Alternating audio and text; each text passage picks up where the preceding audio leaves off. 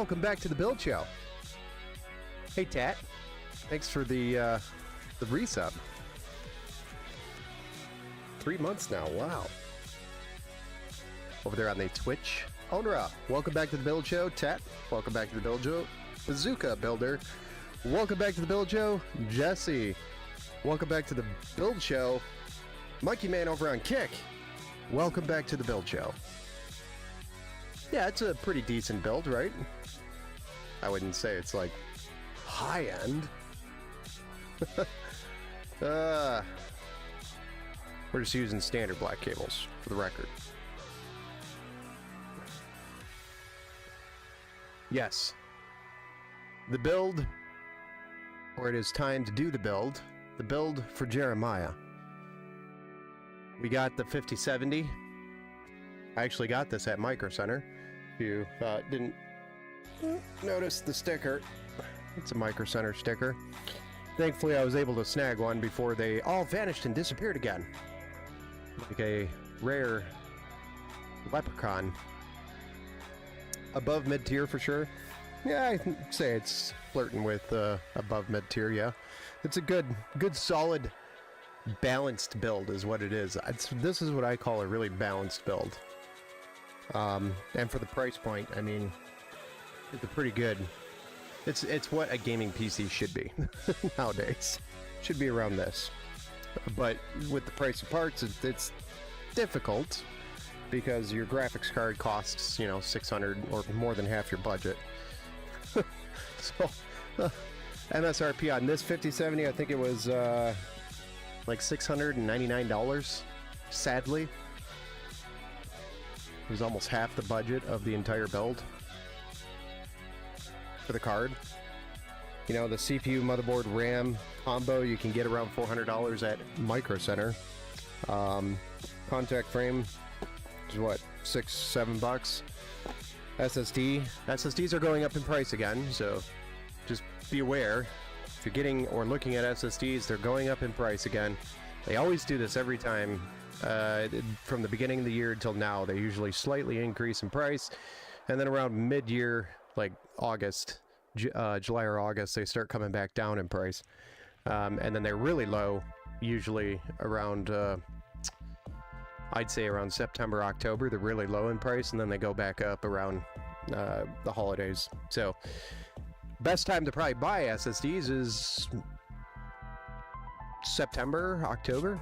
But right now they're going up in price. So this was about a $64 SSD now, which was like a $50-ish SSD a couple of months ago, or a few months ago. So they've just been creeping up in price, and they're just going to keep doing that. But let's go ahead and run through the rest of the build. Build it out. So we've got the AMD Ryzen 7 7700X. Hey, Young Joe, welcome back to the Build Show, sir. 7700X, which is 8 cores, 16 threads, and a maximum boost of 5.4 gigahertz. We've also got the Thermalright AM5 contact frame that we do love to use with our AM5 builds, mostly to keep the thermal paste off the side of the CPU, or be at the sides of the CPU and getting, you know, keeping it from getting into the socket, because I don't know why AMD went with this like jagged castle design, but they did. There's probably a reason behind it, but I don't know what it is. Probably heat dissipation. The Gigabyte B650 Gaming X AX V2, which is a excellent motherboard for the AM5 socket. Then we've got 32 gigabytes of DDR5, 6000 megahertz CL36. The CPU, the motherboard, and the RAM, like I said, is a Micro Center bundle. Saves a ton of money if we can get those bundles for people. So we can cram the CPU in with this type of graphics card with the budget that we had. And then next up, we have a 1 terabyte M.2 NVMe SSD. Yes, I would have liked to get them a 2 terabyte, but price-wise, this is where we are at with a 1 terabyte. And we can always add 2 more SSDs to this board very easily later down the road. So that's not that big of a deal. And it's a very easy upgrade for future storage if he needs more. Next is the CPU cooler, which is going to be the Thermalright the Thermalright Frozen Note. I almost said Peerless Assassin, sorry. Which is a 360mm AIO, this one. It's got three 120mm fans, addressable RGB, PWM, 1500-ish RPM, and a pump that goes up to like 5,000 RPM. So it's a really fast pump. It's also an inline pump, which is nice because the pump's in line instead of on the block or up in the radiator. It's in the best position that it could be in for where we're installing it. And then we have an 850 watt 80 plus gold power supply along powering the RTX 5070. Here, let me slide out of the way, which is the Gigabyte gaming OCM, sorry, with WindForce. So it's a triple fan card, so it's a larger card. We also targeted the Gigabyte card to go with the Gigabyte motherboard, so the aesthetics look cool, right? Yeah. All right, so then the case that we're going to drop this into, we were actually going to be putting this into a different case by Gamdiaz. I think that's how it's pronounced. It's Gamdias. Gamdiaz. I don't know. It was the Atlas M1 we were trying to target, but then, you know, I decided, well, just for a few more dollars, we could put it in the Okinawa's 7, Aqua 7. So that's what we got here tonight. Is the Okinawa's Aqua 7. So that is the build tonight. The first build that we're going to be doing. We're going to cram 2 builds into the stream. The first build is for Jeremiah. The second build is going to be an inventory build to get more inventory because we've already sold all of our inventory, which is crazy to me. Good evening, Army Vet. Welcome back to the build show, sir. Welcome back. So without further ado, let's go ahead and get started on this build and get Jeremiah's done. I'm sure Jeremiah is super excited to get this thing completed.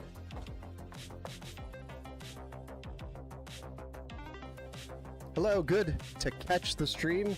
Welcome back to the build show, Steve.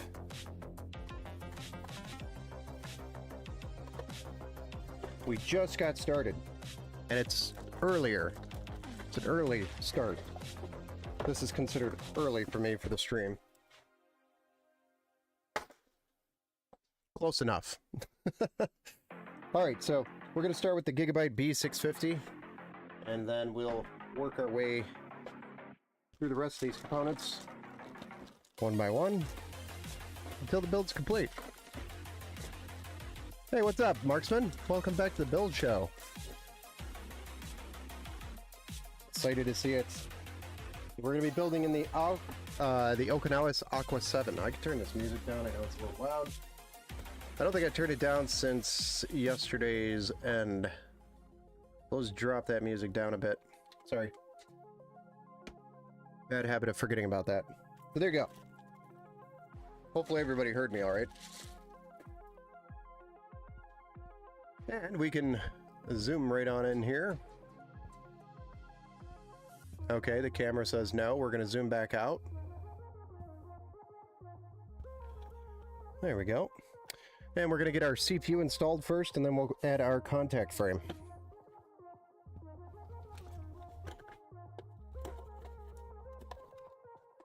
So we're going to start with our AMD Ryzen 7 7700X.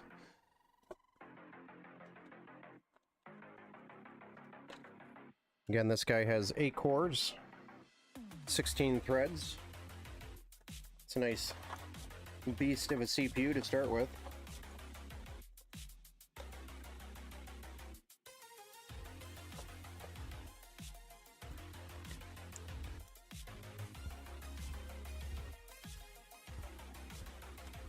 And in goes the 7700X.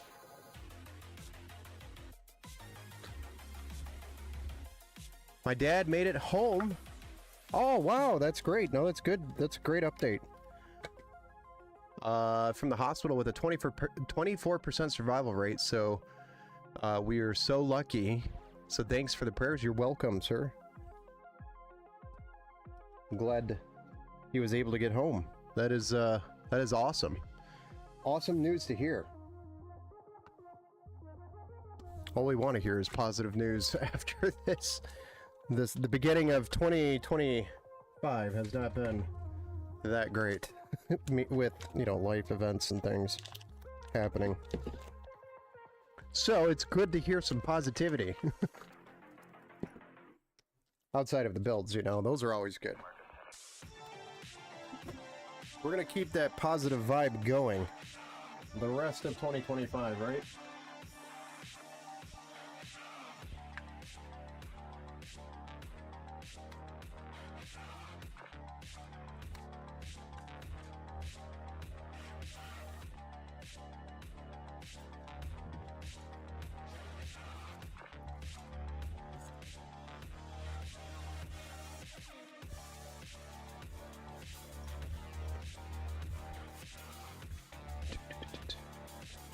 Jeremiah Porter, excited to see it. Welcome to the Build Show, sir.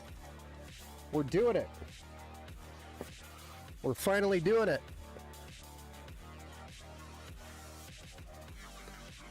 Right.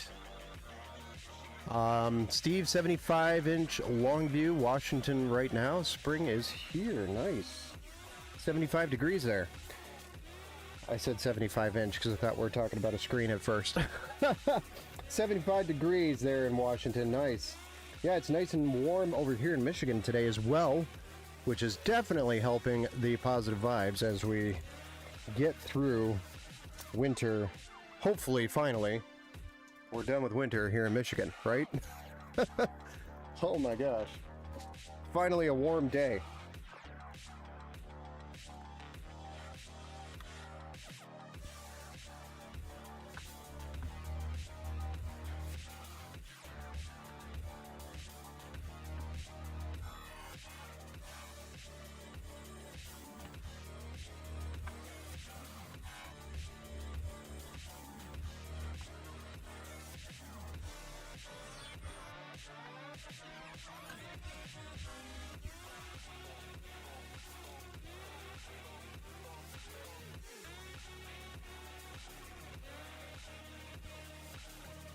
Okay, so that contact frame is installed along with the CPU. So now we'll move on to the RAM, which we've got 32 gigabytes of DDR5, CL36, 6000 megahertz Flare X5. So this is a nice, solid, stable kit that offers your DDR5 performance as well as stability, which is super important with DDR5. And we're going to be putting that in slots A2 and B2.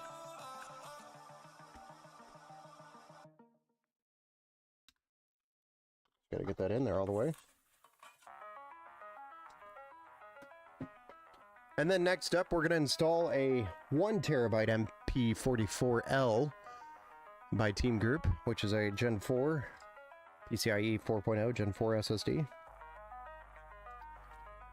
Young Joe, it's 57 here in Indy. Nice. And then Army Vet also says it's 62 degrees up there in the UP. He's north of me by a few hours. Hey, Mike. Mikhail, how's it going, man?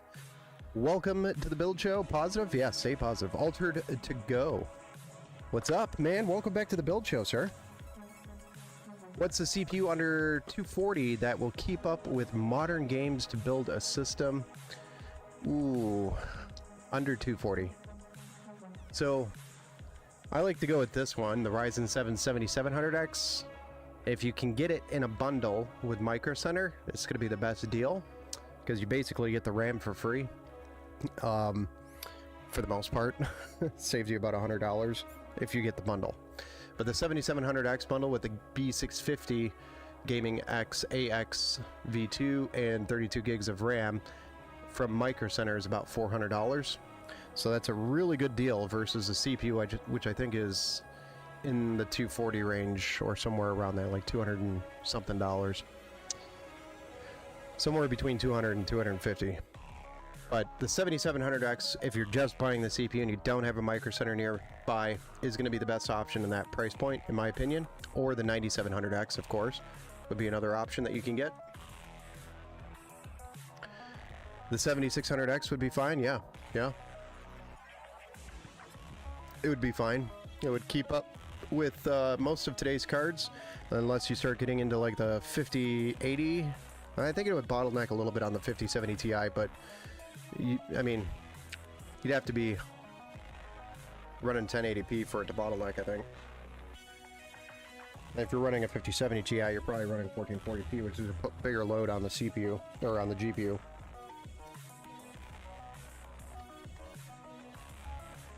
Alright, so our 1TB M.2 NVMe SSD is going to go in here.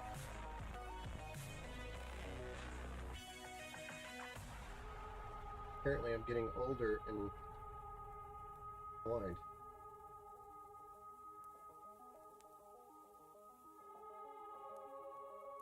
There we go.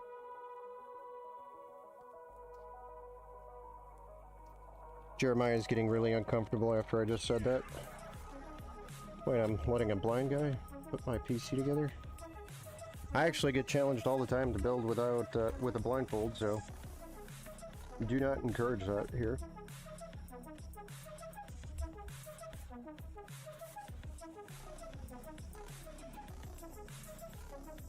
Then we peel the peel off of our thermal pad and put our heat spreader back over the top of our drive and secure it with a single screw. That side's got a little metal lip.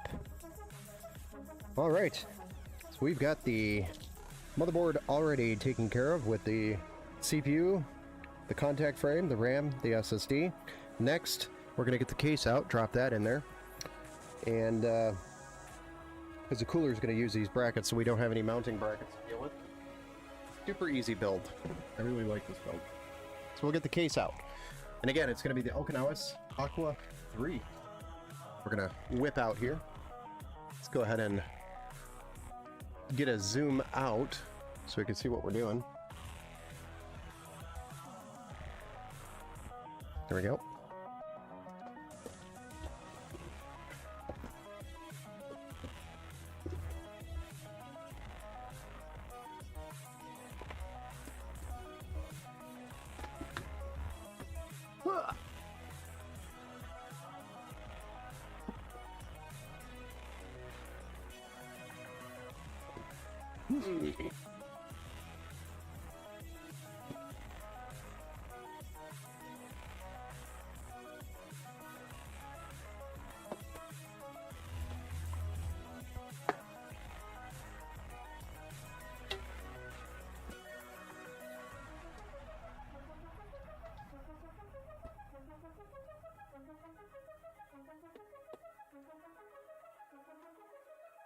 Oops.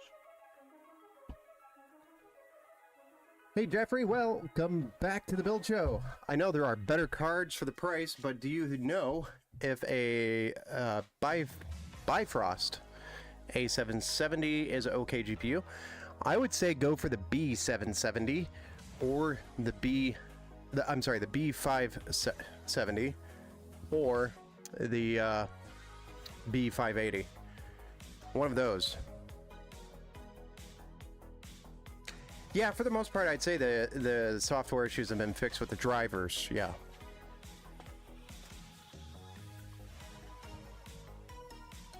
Was about 90 degrees today in Phoenix. Holy smoke, starting to creep back up. Man, that's hot. That's too hot. I see YouTubers pushing the 7500F, but I know a little about them. I don't know that much about them either. I'd have to take a look at them.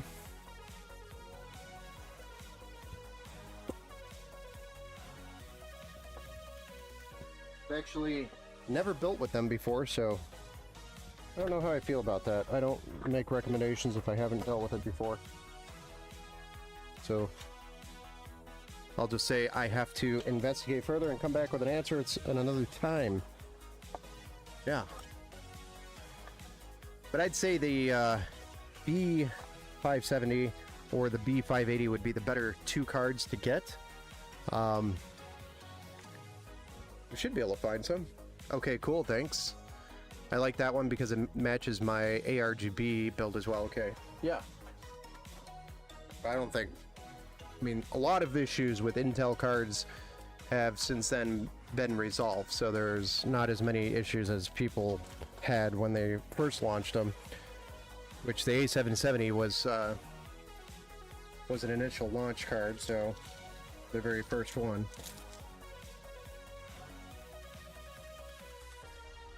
But the B5 or the B580 is one that we built on the stream and tested and the results were great. So I would recommend the B580 or the B570. I didn't do that much with the A series, so I don't have a ton of time on them. But I tested the crap out of that B580, and it did a really good job.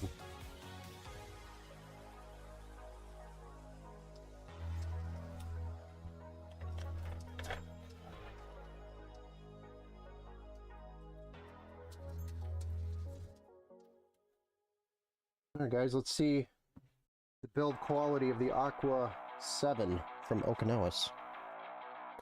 See if it's better than the V40 by Sama, which was god-awful. It's terrible. Yes.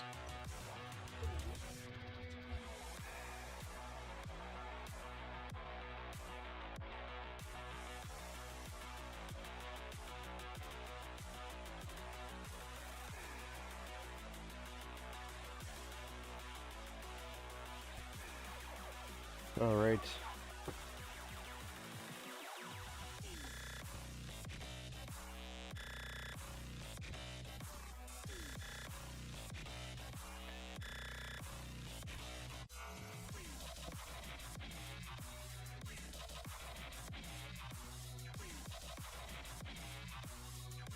A little tight with the fans already pre-installed.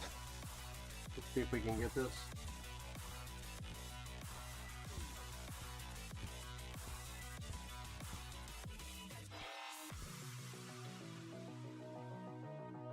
A little bit tight there with the bottom fans being pre-installed.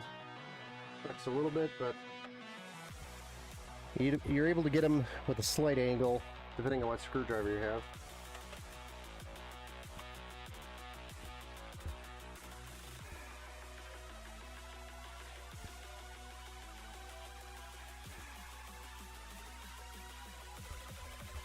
Takes a little bit of focus as well.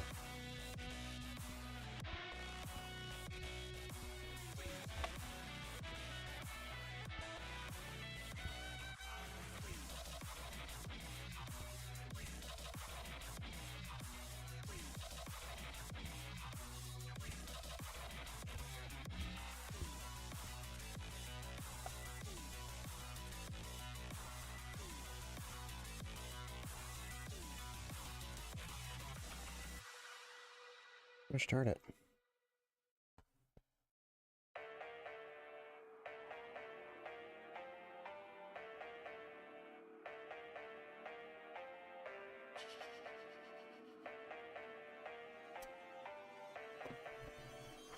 A little bit tight there, but we got them.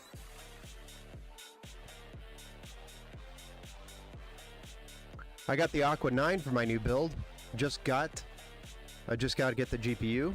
Does the Aqua 9 come with fans? Yes. Yeah, I think it's the 3. How many does it come with? Jeffrey says 5. Okay, I went with the B855 and a AM5 9600X. Nice. It's a solid combination there.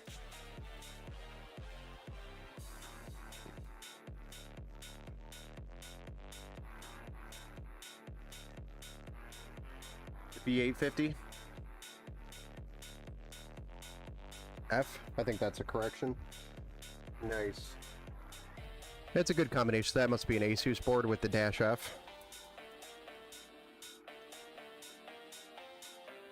Sounds like an Asus model number. Alright, so we got all our screws in, so let's deal with our front panel stuff. Right? Bazooka Builders just uploaded my video.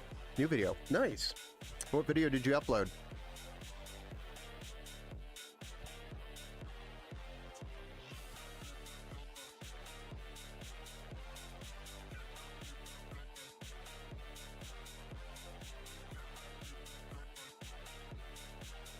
That's gonna be tight.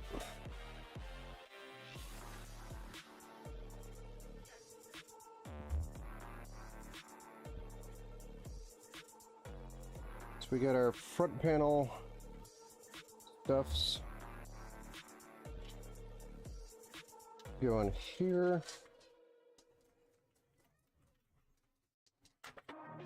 USB-C goes up here.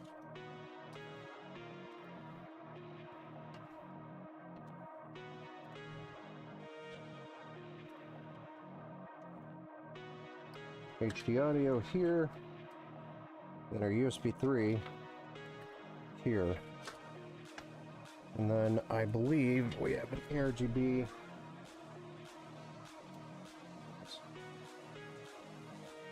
at the bottom there.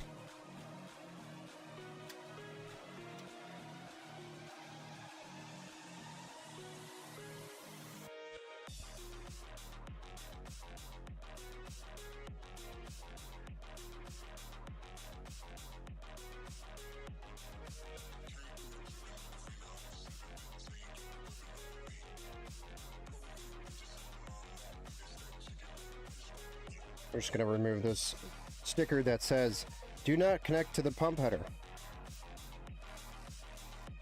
We already know that.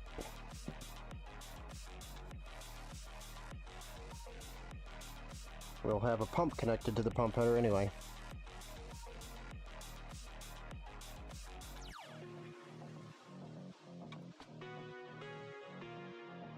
Alright, so this is going to get a little tricky. Oh, I split it, didn't I?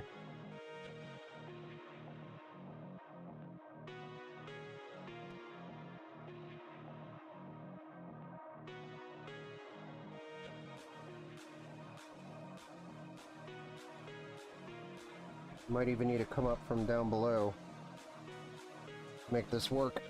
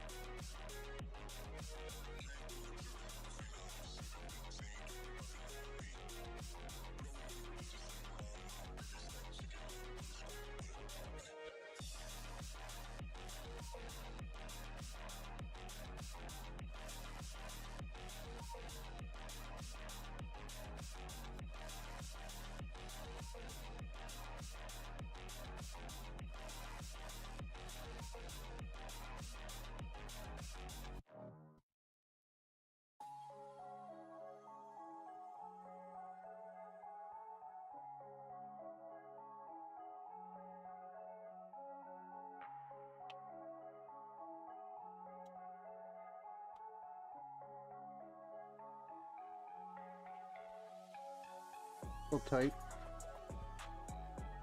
But we got it.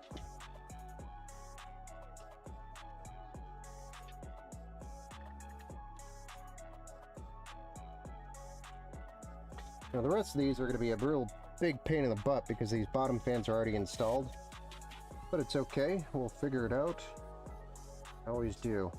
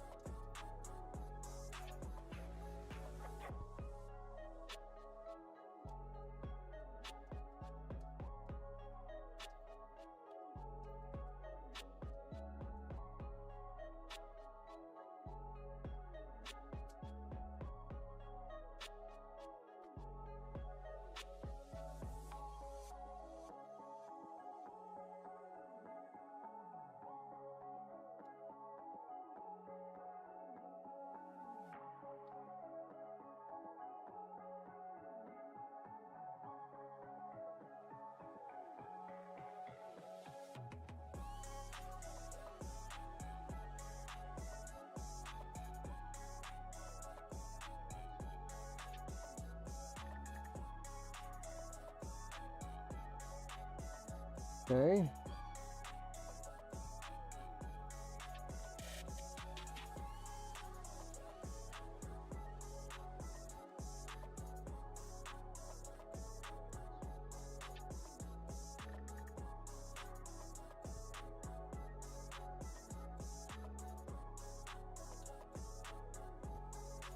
I know you guys can't see much here, but this is how it's going to have to be to get these on here. Probably can't see much anyway when I'm doing these. Head's probably in the way.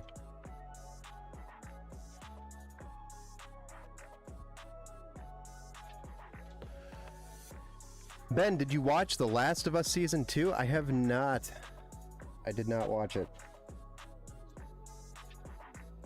I got an opportunity to run some games in PUBG with the boys, and that is what I did, and then I played a little bit of bar afterwards.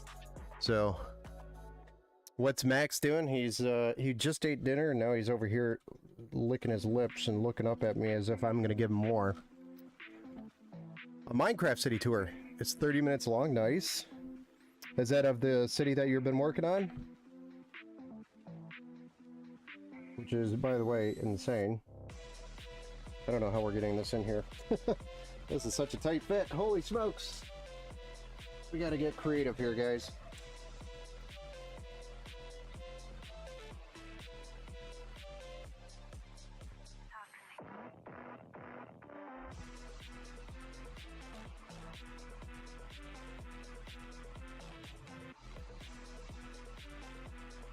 I can't even see if I'm close. This is an ARGB connection, so it's really difficult.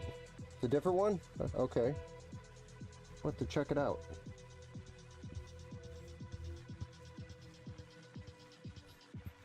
So if you guys didn't know already, Bazooka Builder over here on YouTube in the chat builds a lot of insane Minecraft maps or worlds. Yeah, I can't get this. I'm gonna have to remove this fan instead of screwing around here. We're done messing around with this fan or this connection. At this point, it's going to be quicker and easier just to remove this fan, put the fan back in. Ben, here's a weird question. PGA 2K25 just freezes on loading screen. It's the only game doing it. People are telling me undervolt my 12900K. For the fix? Or you need a BIOS update. Did you do the BIOS update on the new motherboard? If it was a 13th generation processor, then I would agree with that fix. But it's not. So I don't know if I agree with that.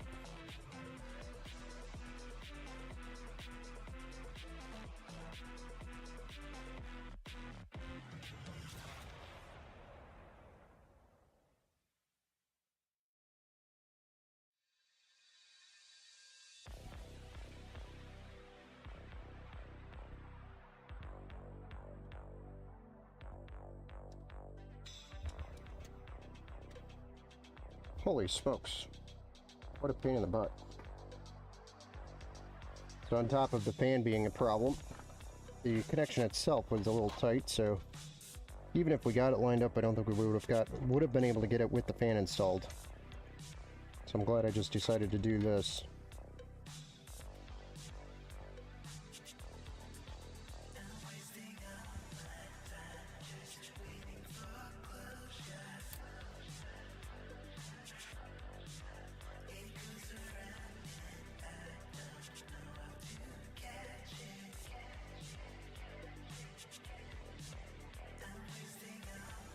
You had this problem before getting the new board also? Oh, that's weird. Yeah, games freezing like that, it's hard. Is it on the same SSD and same Windows install? You haven't reinstalled Windows or reinstalled the game?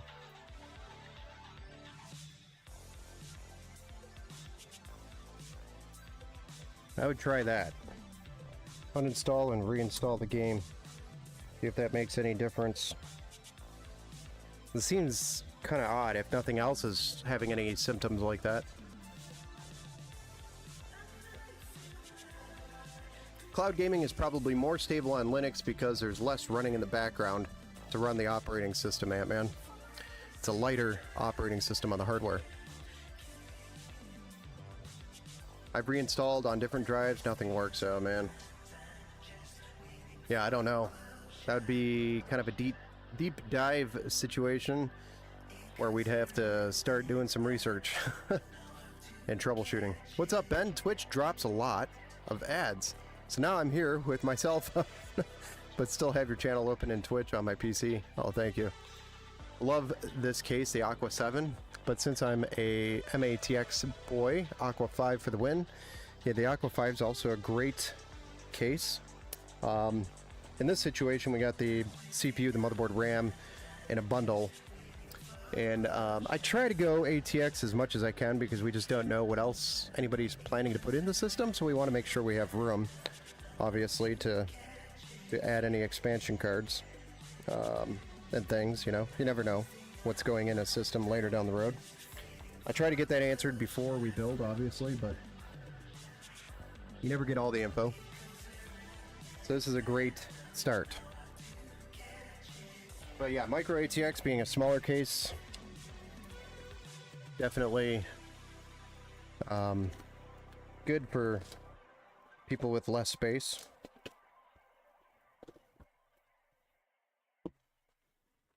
But I mean, the Aqua 7 isn't that, you know, too much crazy big. It's actually just a little bit taller is really all it is. Maybe a little bit longer, but pretty close to the same size outside of the height.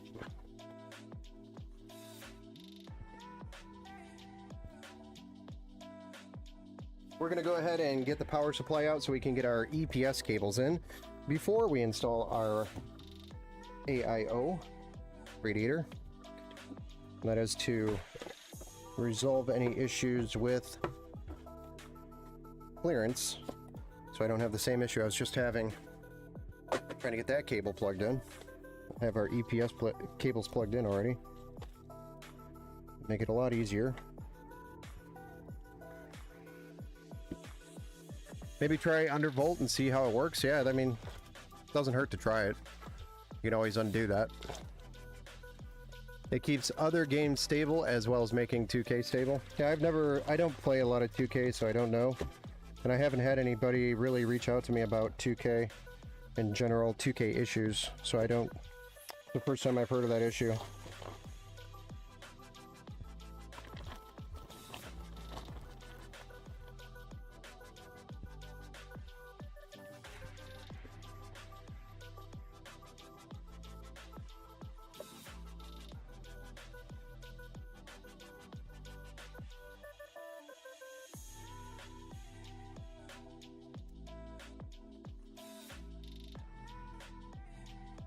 It's just me, I don't like it either too small or too big.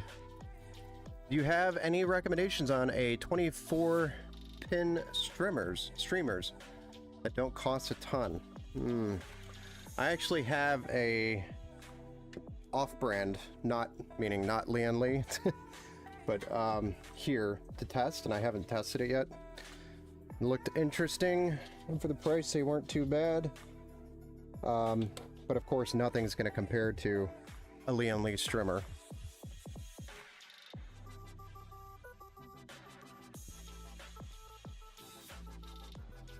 Those things are fancy.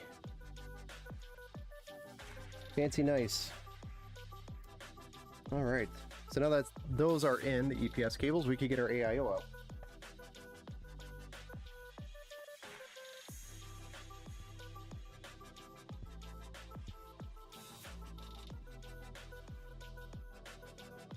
Yeah, these were sent to me for testing by Techware. Just haven't gotten around to doing it yet.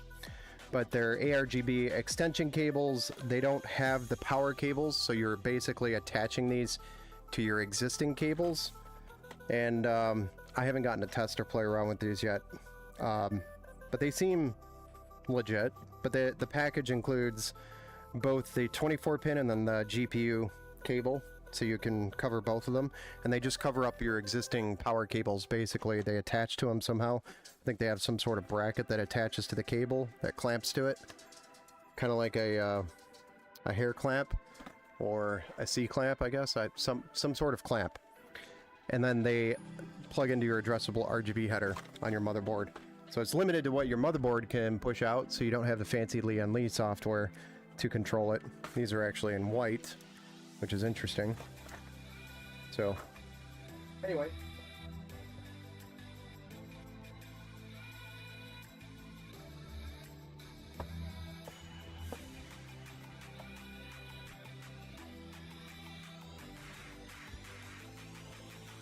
Quick fans, I recently had my RGB hub die on me, so I had to order a new one, which sucks. Oh, sweet, thanks.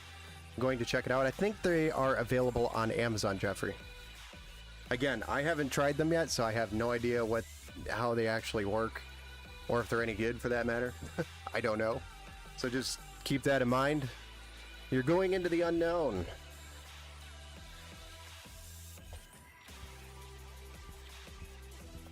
Okay, let's get our AIO installed.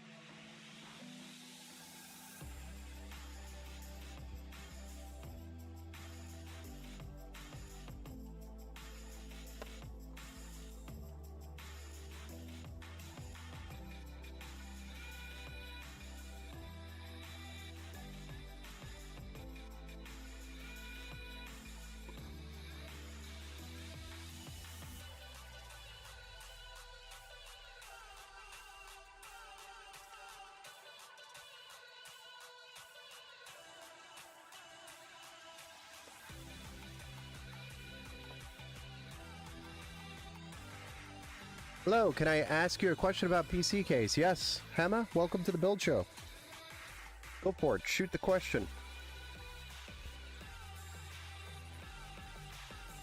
Wick Fams, I recently had my RGB hub die on me, so I had to order a new one, which sucks. Yeah, I'm sorry, I read that comment and my brain derped for a second. Sometimes my brain will do that. Yeah, the RGB hub that we had on that one PC, that white one, I thought was the issue as well. So it ended up not being that. Ended up being the fans that were causing the problem, which was very strange.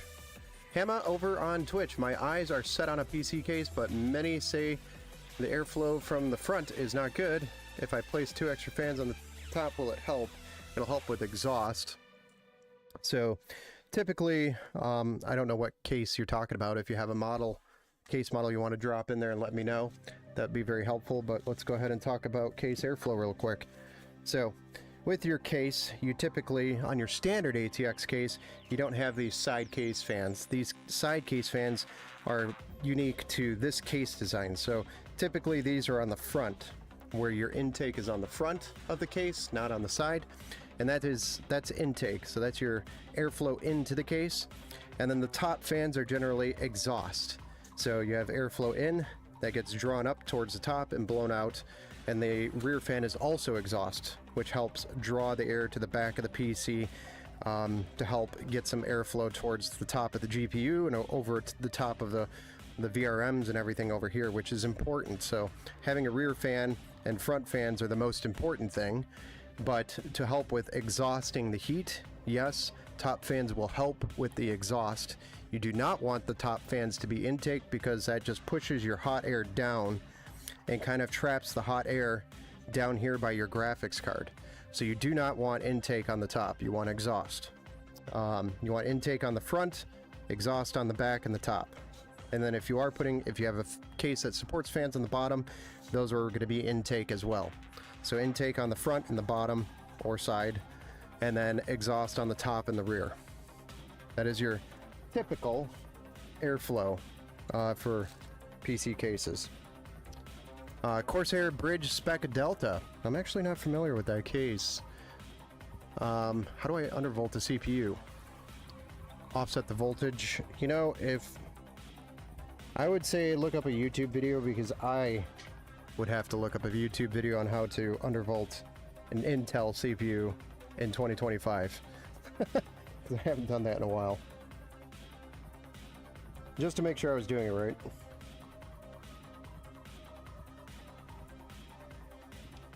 But if you do have any questions, I would recommend looking at a dude named Chamber Tech. He would be able to answer your question pretty quickly. He does charge, though. He charges for his time. And he is a partner here, so typically when somebody wants us to do a tune, a PC tune, Chamber Tech is usually who's doing it. And that is because he's one of the best I know that does it, that knows how to do it.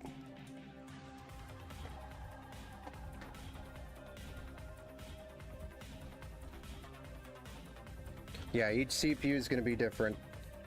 So you just learn how to do it, but you're going to have to feel it out as you do it. Because like he said, it's going to be different for each CPU, each motherboard, each RAM combination. All of that is different, or will create different results. And not all CPUs are built exactly the same, which is also going to cause different results.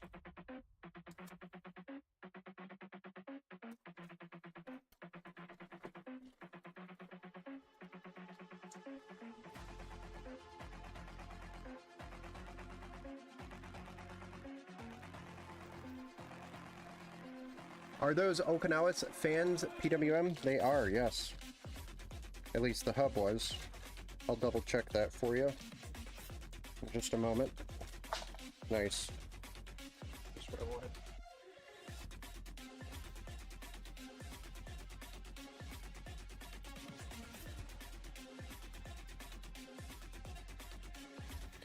But yes, I believe they are. Yes, they are PWM fans, yes.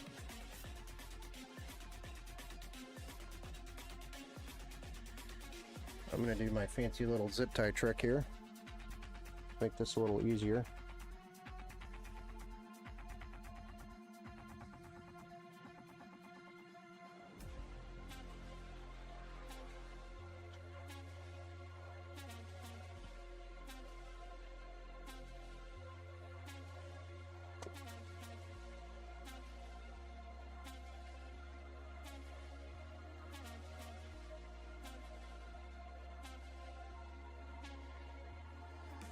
Come on.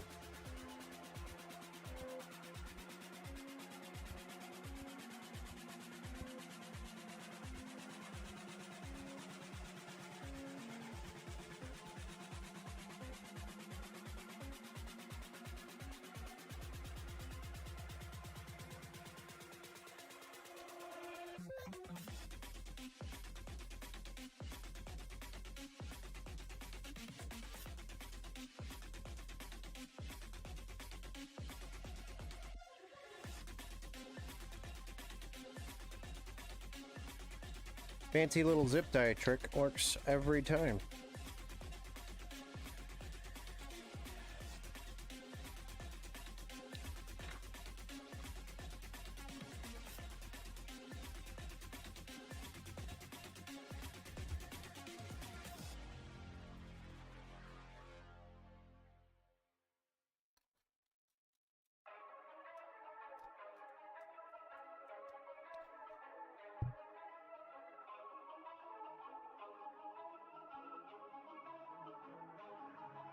Latency is still a big problem for cloud gaming, it is, yeah. Not everybody has really good internet.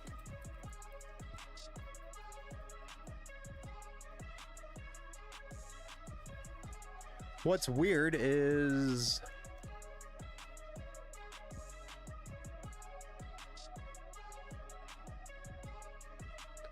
Sounds like I'm not gonna mess with it. Yeah. If you want somebody to do it for you, reach out to Chamber Tech. He's not going to do it for you per se, but he's going to walk you through it.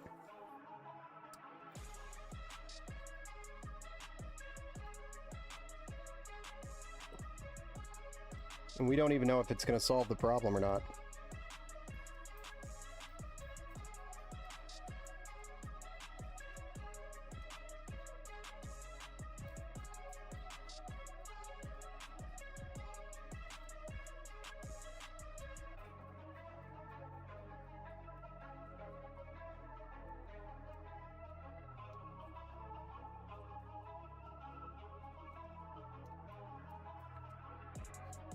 I hardly notice it on Linux, Jesse.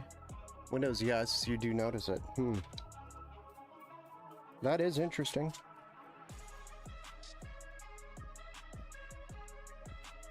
Might be the weight of the OS.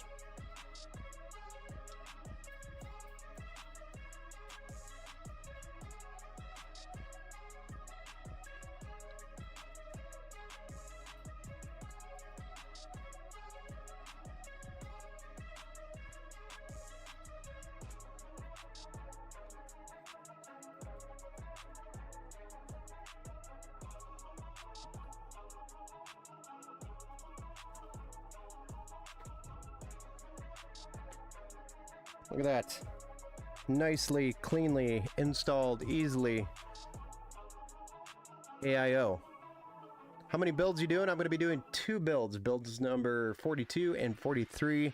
43 is going to be an inventory build. This is Jeremiah's build. But the full game just freezes at loading screen at the start. Shake my head. That is weird.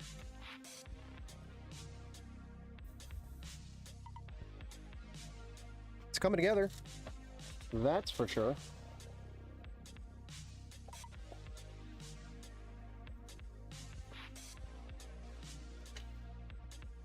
What I'm going to do is slide this little guy in here. There's a pump here.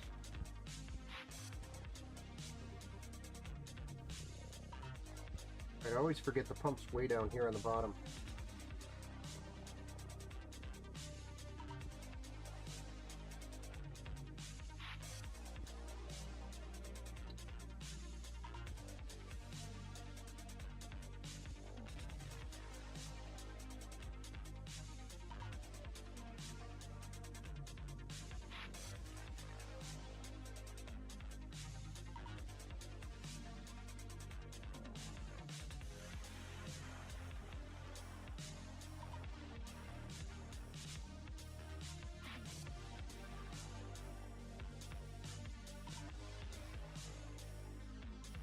I've been doing a lot of research Thermalright because I plan on buying one of their AIOs that come with the screen. Sam, I should take some notes. I know, from Okinawas. I should buy one of their cases and review it. Because Okinawas is doing it right. Sama is not. Since I have a 240mm at the moment, I wanted to upgrade to a 360 since it will help the temps on the 7800X3D. It would help.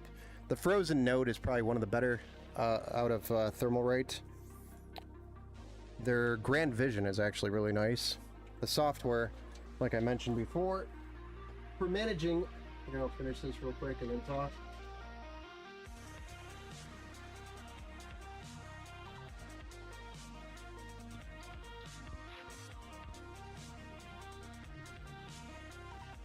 The software for managing the screen on the Thermalrights is something to be desired, but once you learn it, it has a little bit of a learning curve.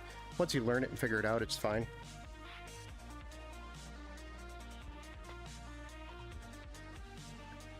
I so don't want to do a fresh install of Windows, but I may try that next. You could buy a second SSD TAT, like a cheap 256 or 512 for 30 bucks, just so you don't have to wipe your current Windows and try it.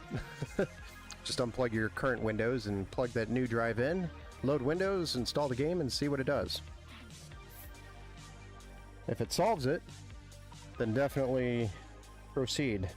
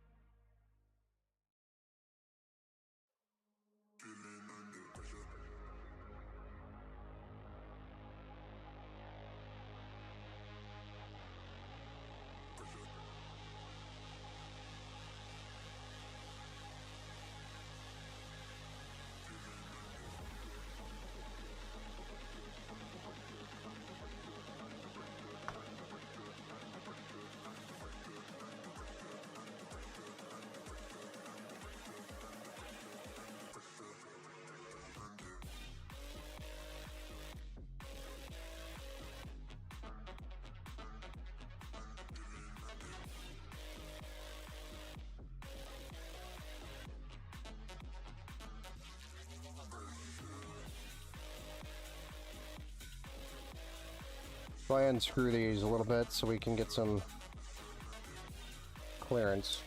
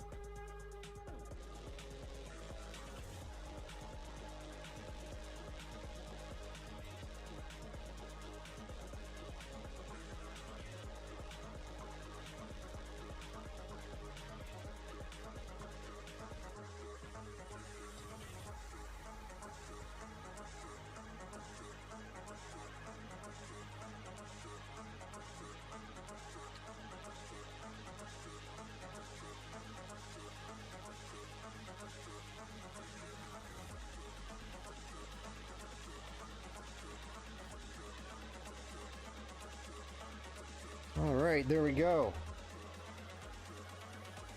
We've got our block installed over the CPU. So all we got to do is drop a card in here, a power supply, do some cable management, and then we'll fire this bad boy up and see what it looks like. The Grand Vision. Would you happen to have an Amazon link?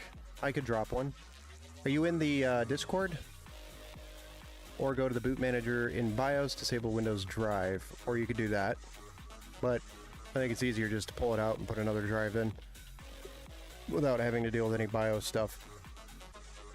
How many of the Thermalright coolers use the normal latch method for AM5 platform? So the Frozen Note uses this method. I believe the Grand Vision uses a different style, which is it has its own brackets, so you have to remove the stock brackets and put their own in. I'll join it.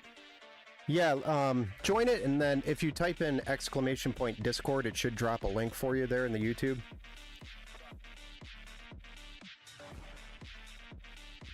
Looking good. Thank you, Jeremiah. Yeah, it is looking pretty good, sir. Jeffrey. Yeah, it's looking good. Well, I'm saying, Tat, to avoid losing everything, just put in another drive, pull your Windows drive out, and then boot to that new drive, or install Windows on that new drive. So then then you're not losing everything. If it doesn't work out, then you could just put your other drive back in and there's everything back. Ta-da!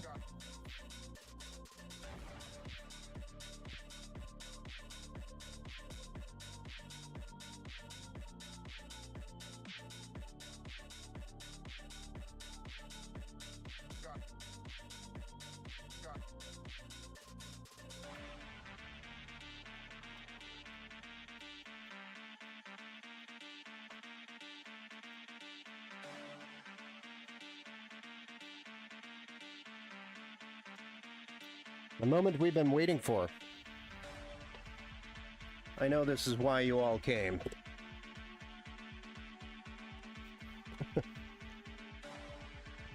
Okay, I joined. Yeah, just remind me after the stream that you wanted a link, or just drop that right now in the chat somewhere, like in general, and I'll make sure to get you a link. But it is the Thermalright Grand Vision on Amazon.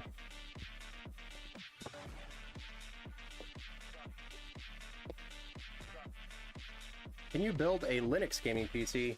Yes. Yes, you can. And if you're asking if I can, yes. Yes, I can, but I build for people. Most people want a Windows gaming PC.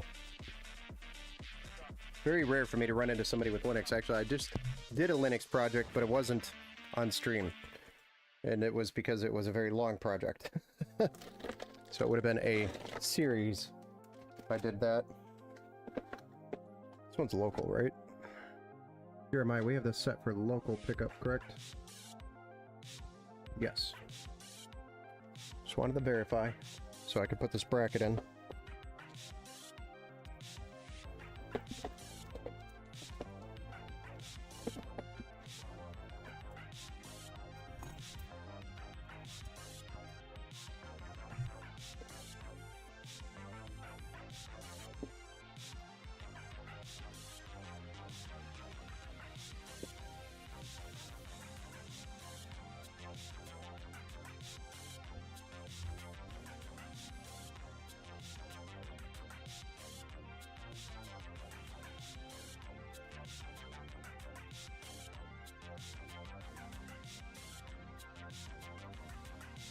Correct.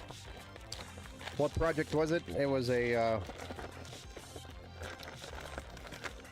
project for a arcade system that had a whole bunch of different arcade games on it. They bought it originally, and then they wanted to upgrade it from the hard drive to an SSD. But it was an 8 terabyte hard drive. So they didn't want to spend, you know, $600 on an 8 terabyte SSD, nor could the system hold a 4 terabyte or a 8 or couldn't do the M.2. And all the SATAs at the time were like $800. So, well, that did absolutely nothing.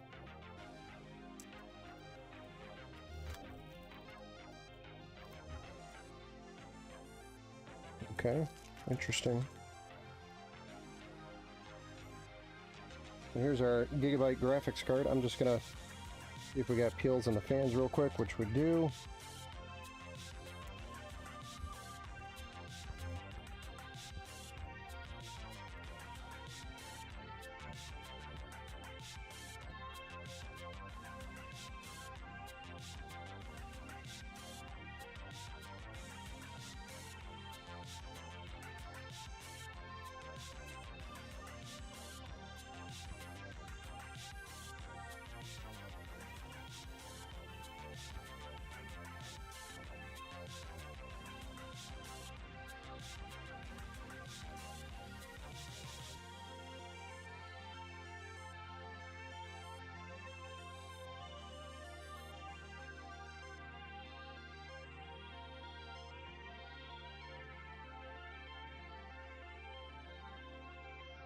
Just peeling the peels off the card here. It's just being a little bit of a pain. Get the ones off the center of the fans here.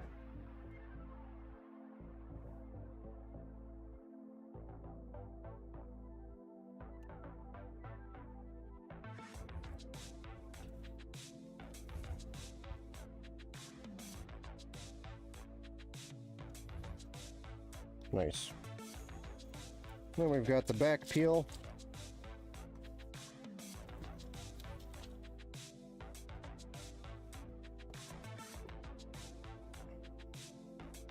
And I think that's it.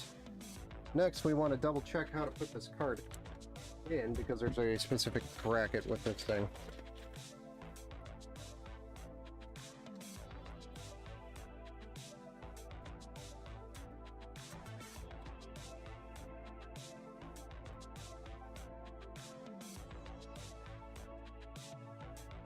Oh, look!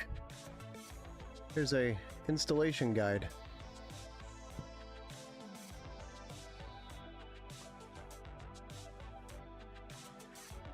This is one of those dumb ones that make you mount it to the bottom of the case.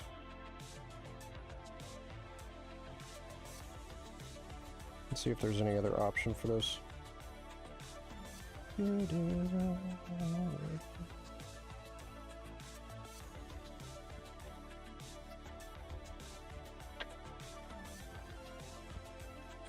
don't even think we could do that. We're gonna have to do a different bracket. Shoot.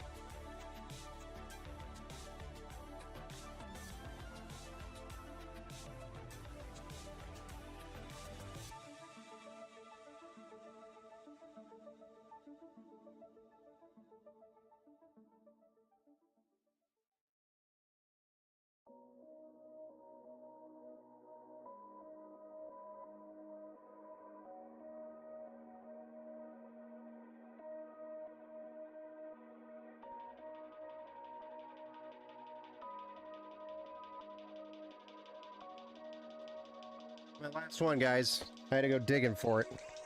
I even ordered more today. We got it. We got it, though.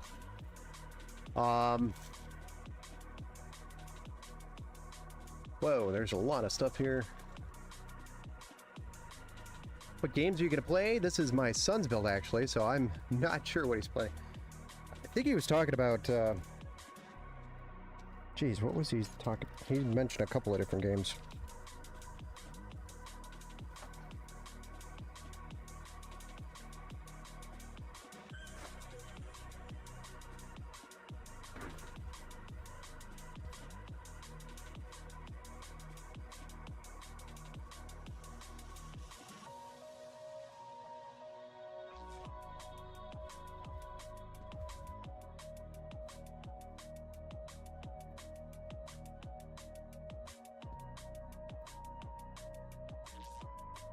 I feel like he mentioned games, but I could be wrong. I talk to so many people now. Might all be just in my head.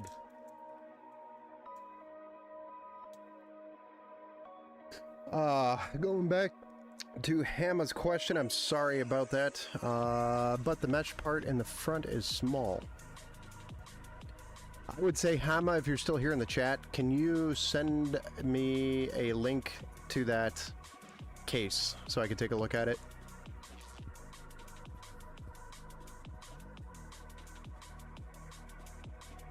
Yeah, and if you have a small mesh front,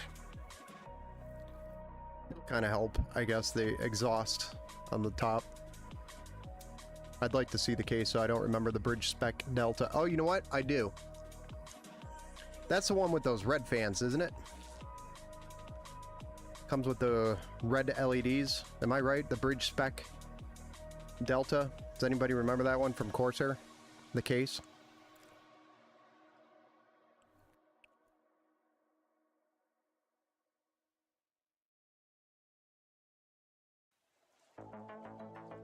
Yeah, I think we talked about Froza. That was it.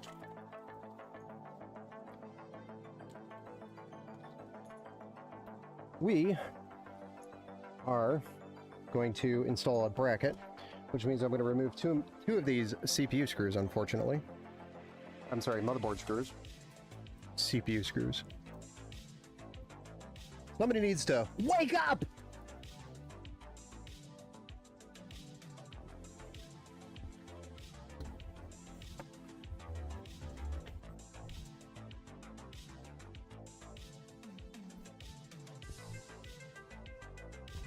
I'm gonna have to start lifting before I do this.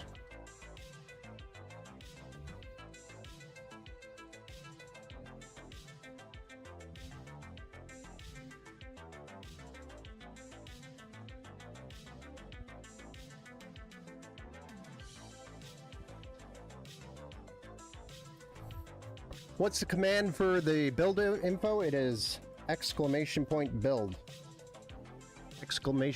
!build in the chat.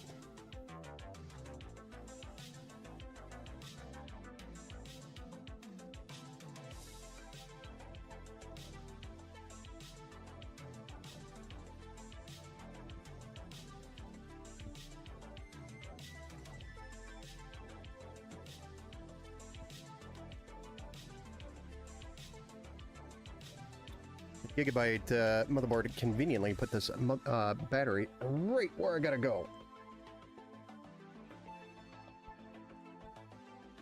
You know, instead of fighting with this, we're gonna have to do another one of these. Hey, let's remove a fan or two. Pre-installed fans. They're cool, but sometimes they suck.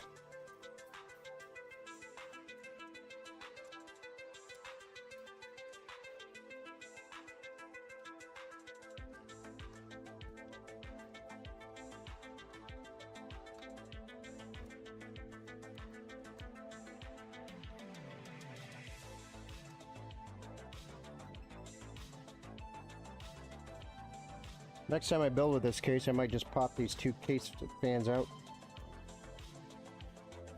Just to eliminate this problem. Okay. Now that we have gained access to the bottom of the board,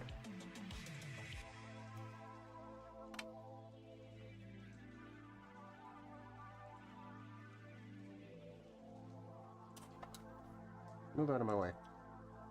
Get out of my way, fan.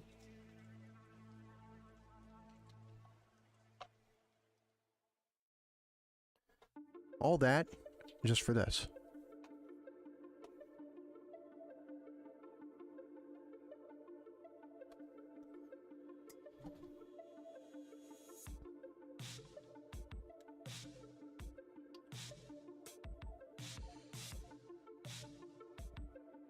Cute little sneaky bracket in the back.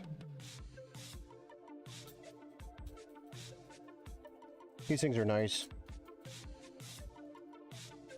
Probably one of the best GPU support bracket designs there is.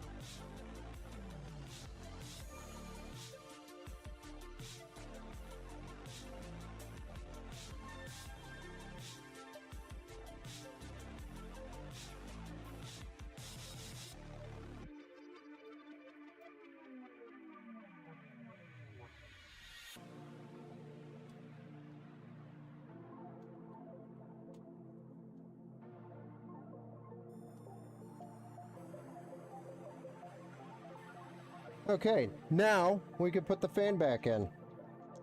It's the second time we've had to remove a fan, just to deal with the stuff on the bottom here. And I promise it's not because my fingers are too fat. Maybe they're a little bit.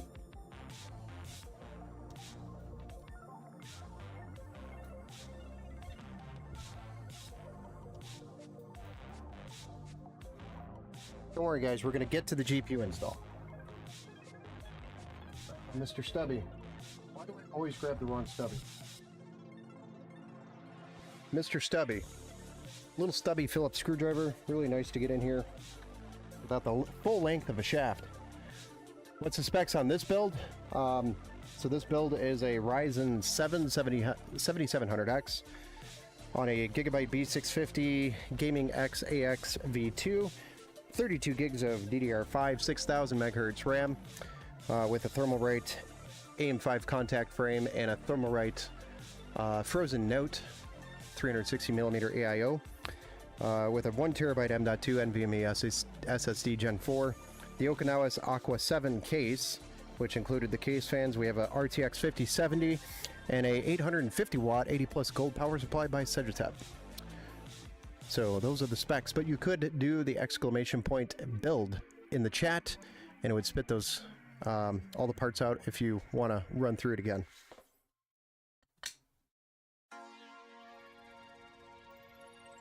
Okay, let's put the card in.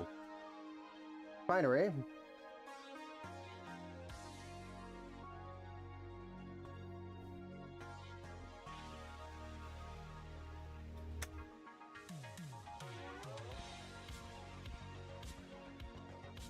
Do do do. Do do do do do.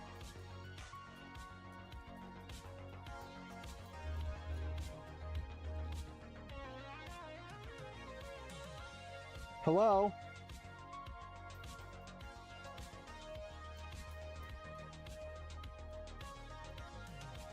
Oh yeah, look at that card just tighten right up. Then we got the perfect spot here for our little thingamabopper.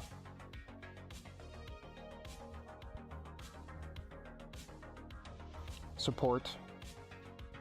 That was the term I was looking for. It was inside my head somewhere.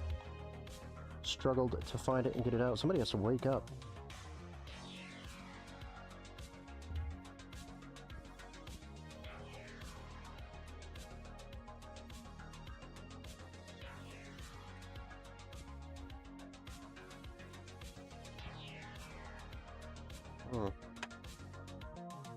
Real close.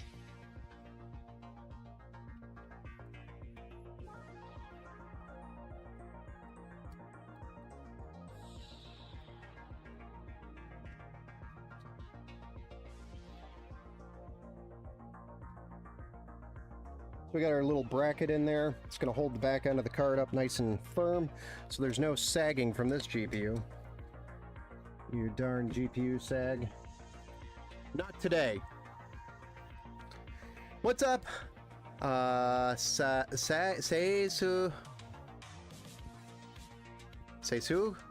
Oh gosh.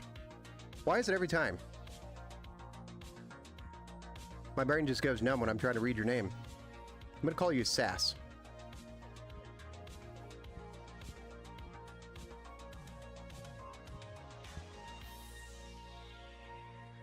What's up? Welcome back to the Build Show, though. What's the length of that particular GPU? Top of my head, I don't know.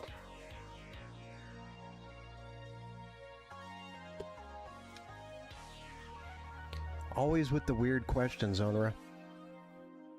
But I'll answer them. I'm just messing with you.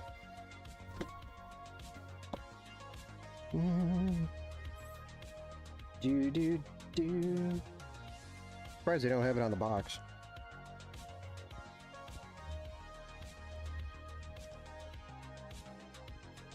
Hello? GPU ranked?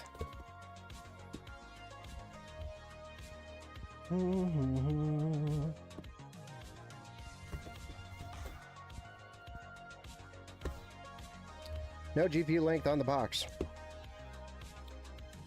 Quite interesting. You'd assume there would be.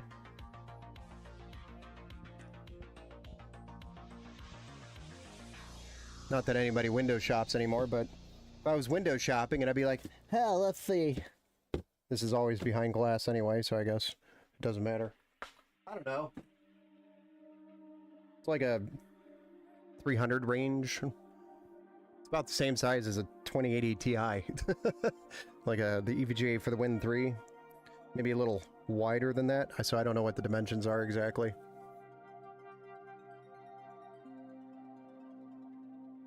I know, I'm just messing with you. Gigabyte Gaming OC, which has got the Win 4, so it's the triple fan. 5070.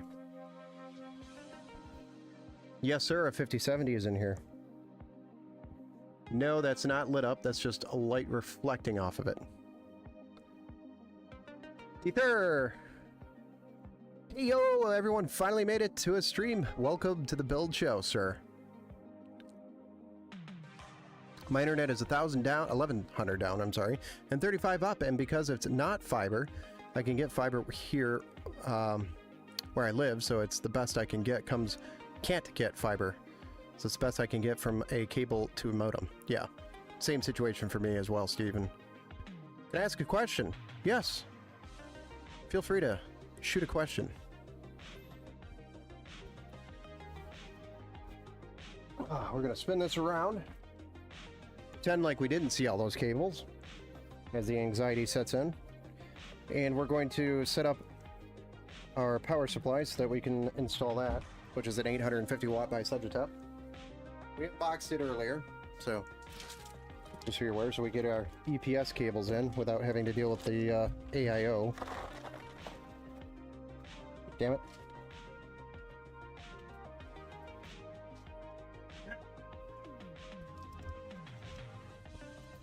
So I got an i9 14900K, an AMD RX 7900 XT. You think I'll need to upgrade anytime soon? No. No, you're fine. Just make sure you do that BIOS update for that 14900K, which I think I mentioned last time you mentioned your CPU in the stream. Make sure you do that BIOS update. Very important to do so. I'll be set for many years to come, right? You'd be set for at least the next 3 years, yeah. You'll start noticing each year new titles come out, performance decreases, but that is just the nature of this game that we play. But yeah, you're fine.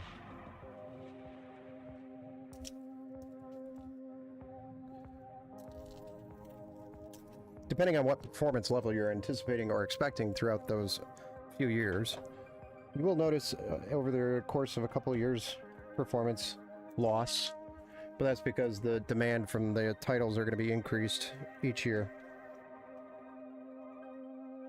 That goes for any PC though. Not just yours, mine, this one, all of them. Where, unfortunately, doesn't get a facelift without you upgrading it.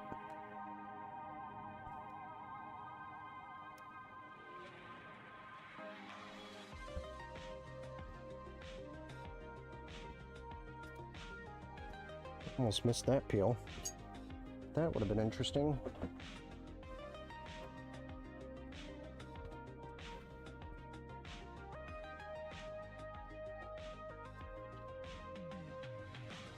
Do-do-do. Do-do-do. Yeah, my games are becoming VRAM hungry. Yeah, I know. All the new titles are VRAM hungry. Are you kidding me? It's like 8 gigs is barely enough. I'm gonna have 12 and up now, or 10 and up. Because there are 10 gig cards out there, believe it or not.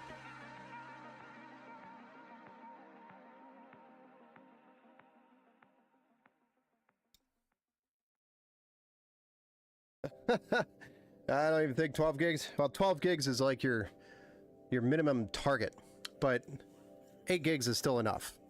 In my opinion, 8 gigs will still play a game. Everybody's like, duh, 12, 16. 8 gigs will still play a game, and you can't deny that. It'll game every game that's out today. I'm talking, you know, above PS5 performance. Or Xbone. Xbone.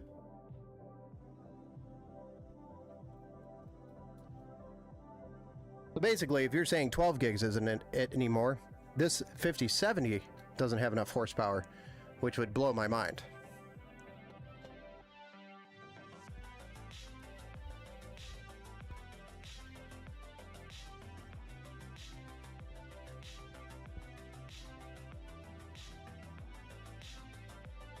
If you're talking about a 12 gig on a 3060, yeah, because it's 2 generations older, that might have some struggle busing. But then you have the B580, which is even less than a 3060 right now. In most cases, should be. Those outperform the 3060, so those are 12 gig cards. But then the 5070 outperforms the B580 from Intel. So I mean, it just depends on the card, man. But if you're telling me an RTX 3070 can't game today, and it's not enough, I'm sorry, but you're wrong. Those are 8 gig cards, and they still run great. Same thing with an RX 6600. Steve can attest to that one, too. Forgot to put this back on. Use a 14700K, not upgrading for a long time. Yeah, you don't need to upgrade for a while. Same thing with this build. Cole Marks on 8 gigabyte 5060, 8 gigabyte 9060 coming out nowadays. I know. It's not going to be the VRAM. It's going to be the FSR and the DLSS. That's going to be the big difference. The VRAM, of course, it helps. But your DLSS version is becoming more important than your VRAM these days.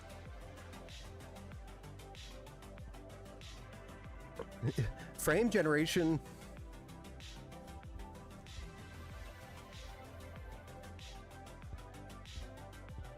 Three gigabytes? Yeah, that's a little too low.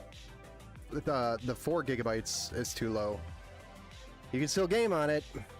Like, for example, an RX 6500 has 4 gigs of VRAM. As long as you have it on PCIe 4.0, that thing can game. But it's limited to things like Fortnite. You can run Call of Duty at like 60 frames per second. I mean, it'll still game. You know, for the budgeteer, it'll still game. I don't build with them. I try not to. I avoid them like at all costs.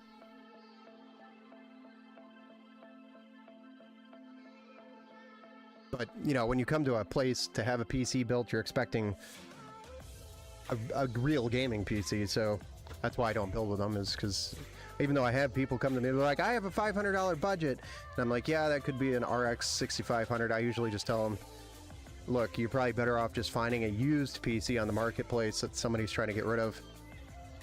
They'll get more value there than having me build them a brand new PC. It's just not going to work. They'll get less out of it.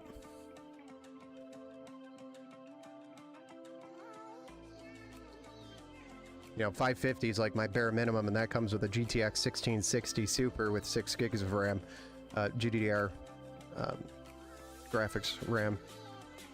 So that's like my bare minimum that I'll build with. But the 1660, you know, those builds are made for, you know, if I have somebody that says I want to play Warzone, I'm not going to recommend that build to them. But if they want to play Fortnite, you know, something like that would run Fortnite and Minecraft and Roblox just fine all day.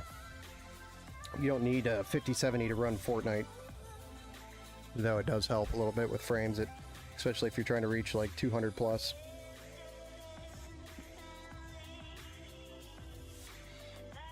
Oh shoot! I totally forgot to plug these EPS cables into the power supply because I was talking. Thanks, guys. You know, Tat, you're supposed to remind me about these. 100% blaming you.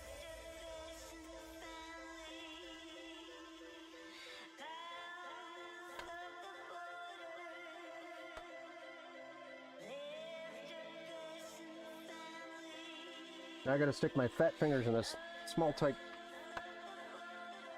chamber.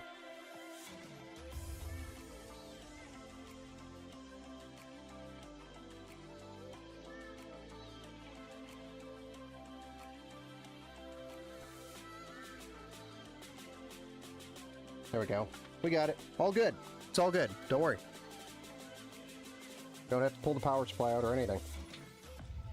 That was going to be the only option.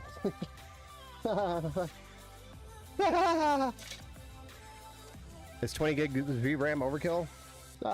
Not overkill if you're trying to play like high frames 1440p or dabble in 4K. Definitely not overkill.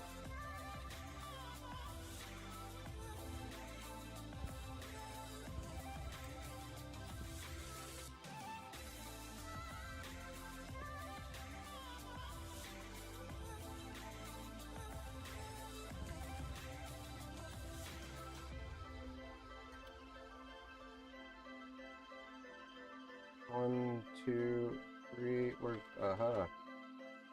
number 4.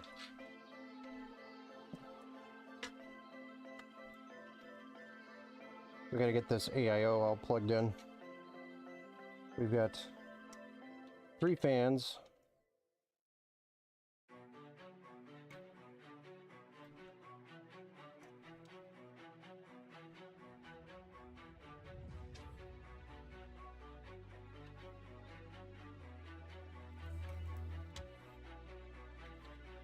There we go.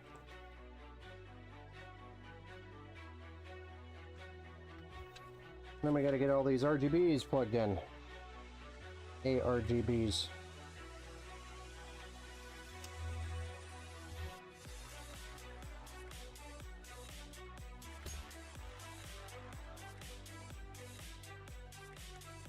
We're just going to daisy chain our way to the top.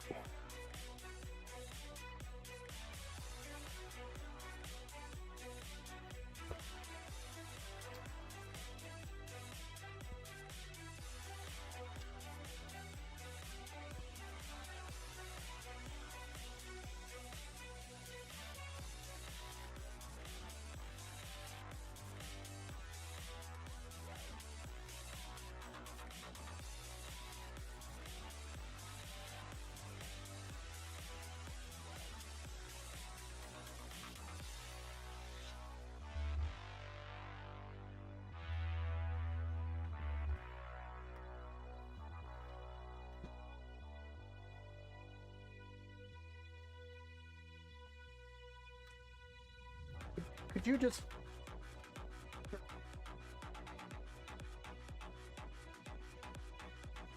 keep your hands to yourself over there, would you?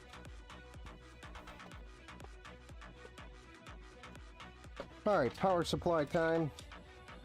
Got our 24 pin. We already did our EPS.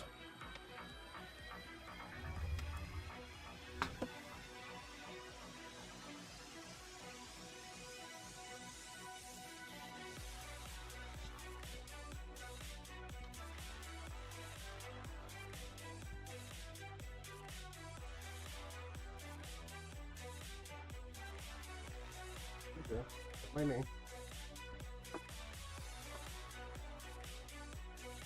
Of course, I put it in the wrong way.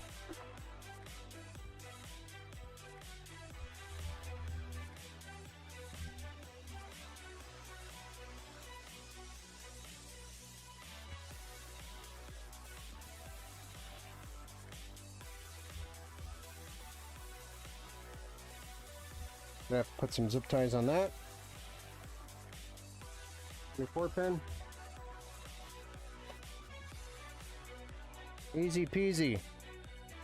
Lemon squeezy.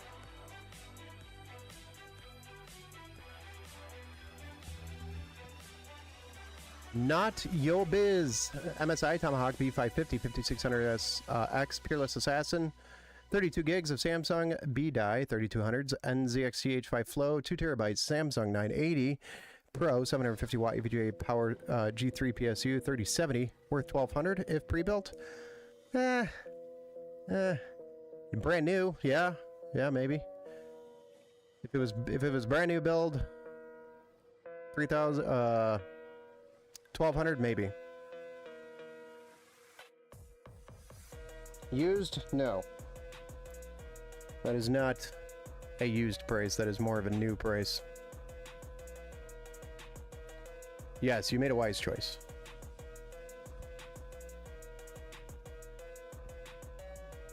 What do you mean by that, Onra? Let's hope it doesn't explode. What did I do? Hey, Fridge. How's it going? Welcome to the build show, sir.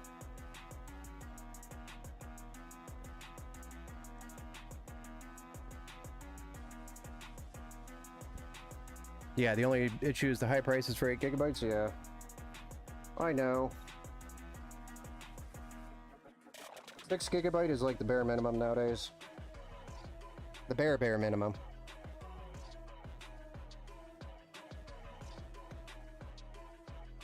And that's for more of your esport title.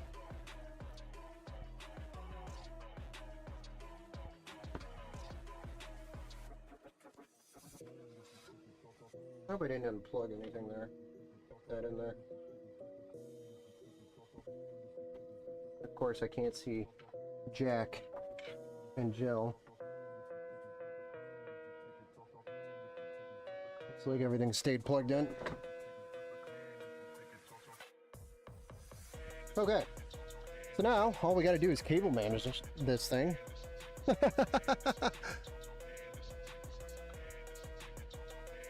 Then we should be good to go to fire this thing up. What's the build info? God's End. Okay, guys.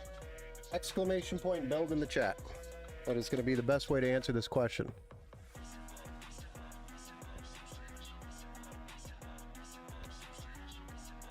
There you go. The Empower AI has answered the question. But this is a Ryzen 7 7700X. Thermalright Frozen Note 360. Gigabyte B650 Gaming XAX V2, 32 gigs of DDR5, not 4. I don't know why I wrote 4 there. I must have mistyped there. But it's a DDR5, 6000 MHz CL36 G-Skill Flare X5, 1 terabyte M.2, and an RTX 5070 12 gig GDDR7 192-bit PCI 4.0 graphics card with Okinawa's Aqua 7 ATX mid tower with 6 pre-installed fans. Subject tap 850 watt 80 plus gold. Standard black cables with Windows 11 Pro coming. Can you even get AM5 on DDR4? No, you cannot. That was a typo.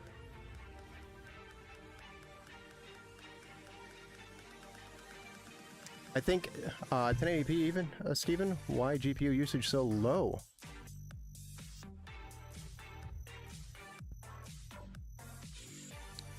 Da, da, da, da. Yeah, that's interesting, Steve. How'd you get the GPU usage so low? Oh, because it was Alan Wake 2010. It was an older game, so it didn't need that much VRAM there. Right? Is that what that was? Yeah. Do you set up the pump to 100%? Yes. Typically, we'll run the pump at 100% Onra.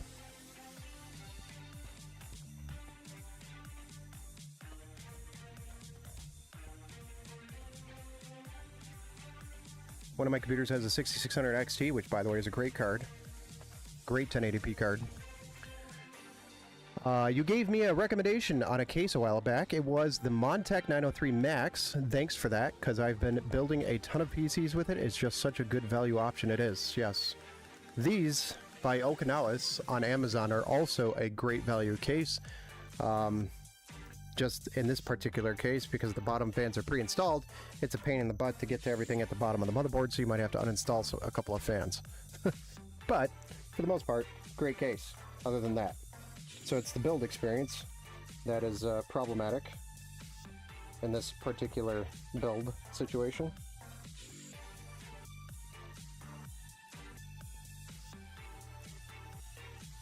I'm going to try to cram these cables underneath these so that all these little cables aren't really seen through those holes, because you can't really hide those in the current situation.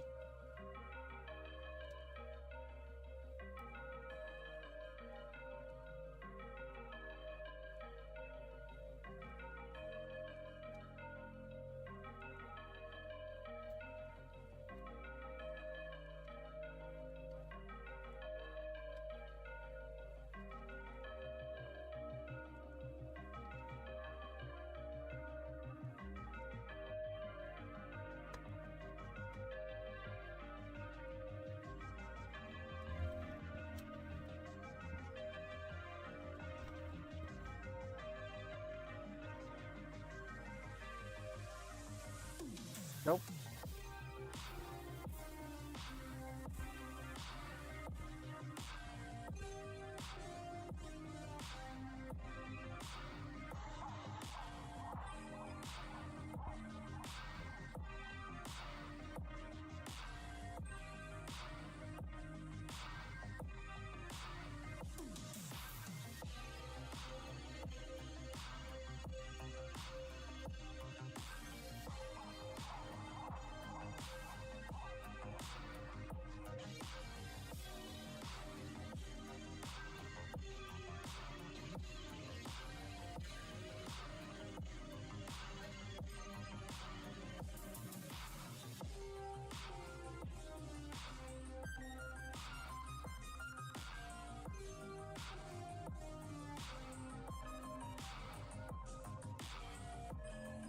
Nice. Thanks for pulling up the curtain.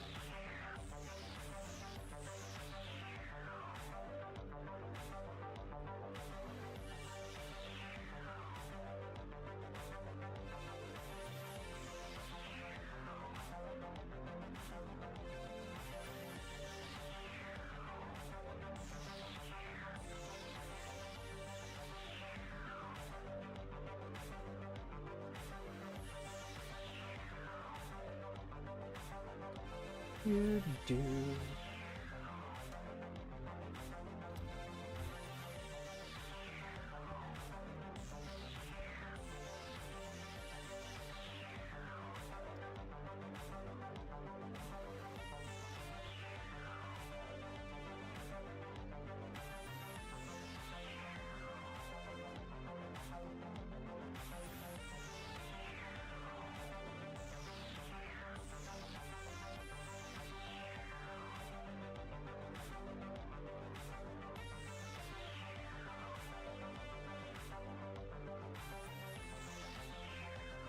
Ooh, what's up, young Joe?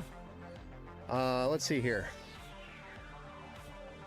Bottleneck for sure. What are you guys talking about there?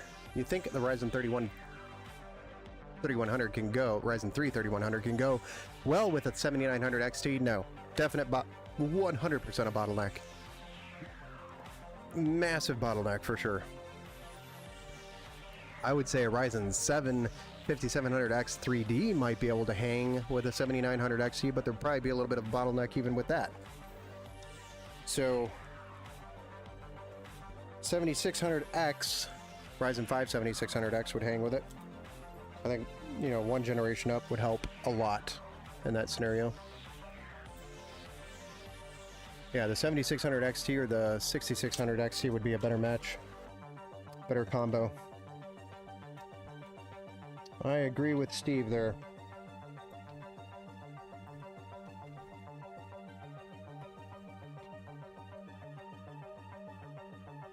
Okay. Thank you, Tat, for reminding me to plug in the SATA power cable. I appreciate you being there for me, always.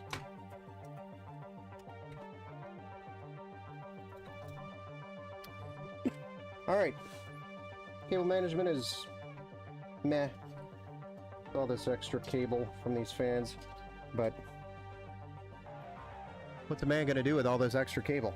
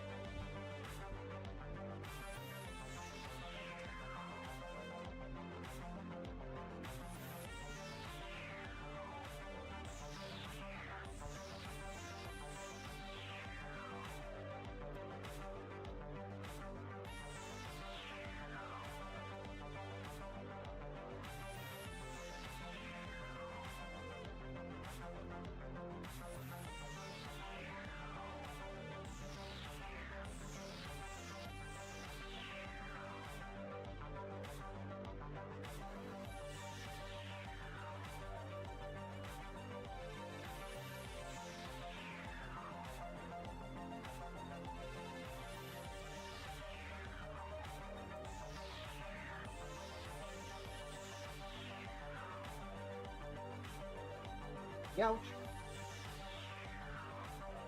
Get a little zappy poo on me. Come on.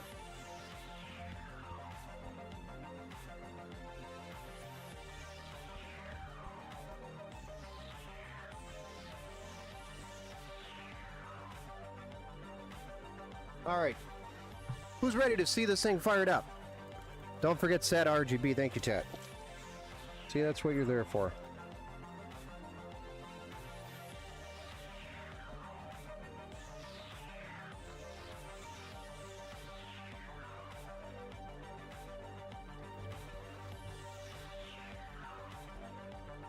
Crazy how you remembered that I said that last time I was here, man.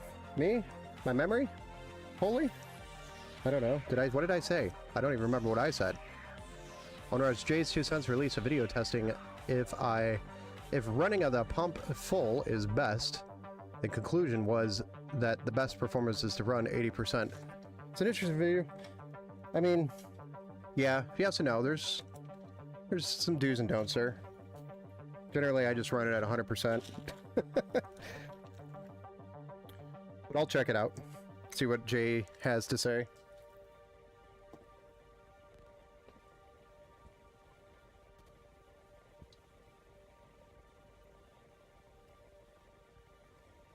He's always got nice little tidbits.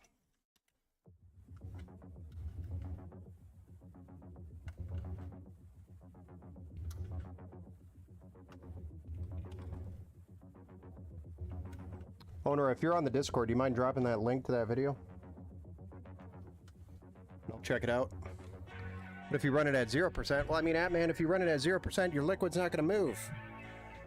And if your liquid doesn't move, it's just going to boil on the block. Literally like a pot of water until something else melts.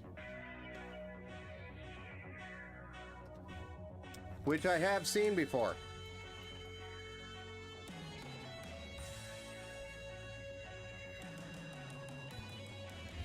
Alright, y'all ready to see this thing fired up? It took 2 hours to build. Almost. Jeremiah, are you here? Jeremiah or your son, which we're actually building it for.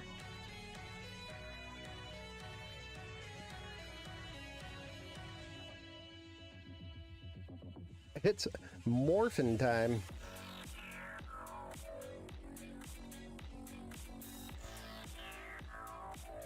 All right. You tell us when to fire this thing up. It's your guys' PC. Bad boy on a tile floor. Pop that. Yeah.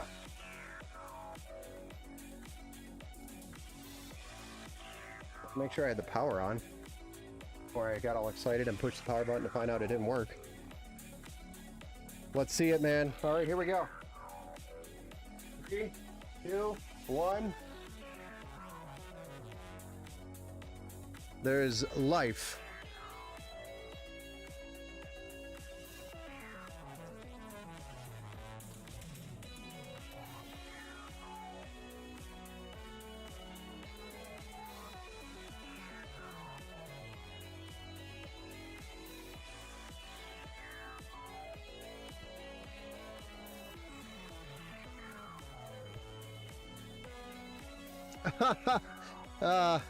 You installed fresh Windows and it works now? How weird is that? Man, Dad, that's kind of weird. Looks good, Ben. Thank you, Jess. Thank you, Jesse. Yeah, congrats on the build. Very clean. Should be. Still waiting on that post, though. Got a couple of lights there. Ah, there we are. Came up. Nice. Great looking PC. Yeah. Yeah.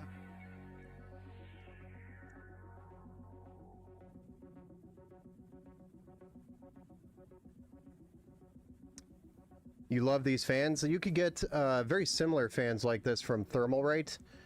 Thermalright has reverse blades and regular blades, which are relatively cheap. I think they're under $10 a fan. I'm jealous now. Well, Jeremiah, you know where to go to get yours built, right?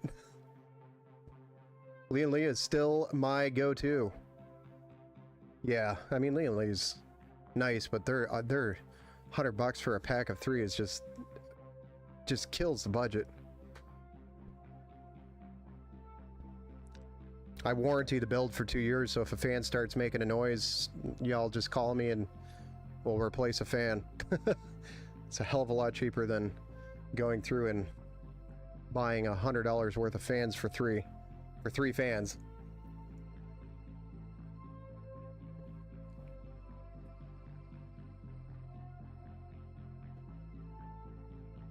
You know, sometimes they do that. So, all right, give me like 5 minutes, guys. I'll let you guys be mesmerized by the pretty lights, and then we'll start on build number 2.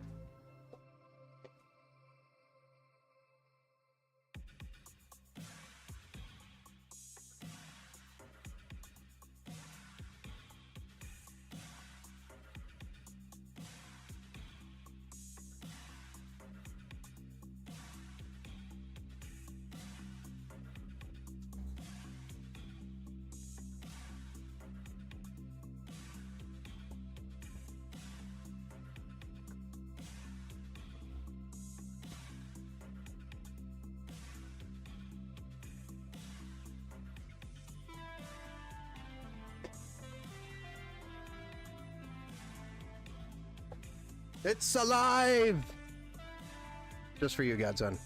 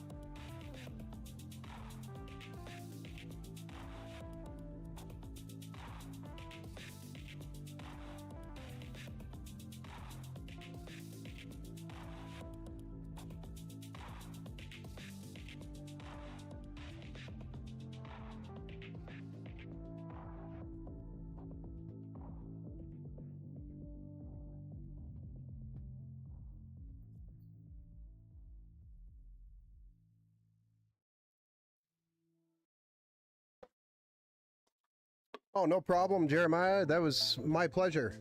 Thank you for having me do the build. I appreciate it. It was a fun build to do.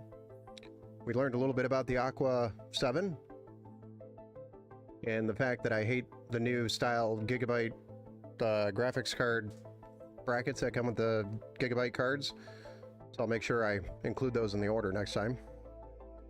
How much did you snag the 5070 for? I think it was $699 or something like that at Micro Center. No, it was purchased. The entire build was purchased through Empower Gaming Computers. So, but the price on the card was like $700 plus tax. Almost half the budget. Or, yeah, almost half the budget.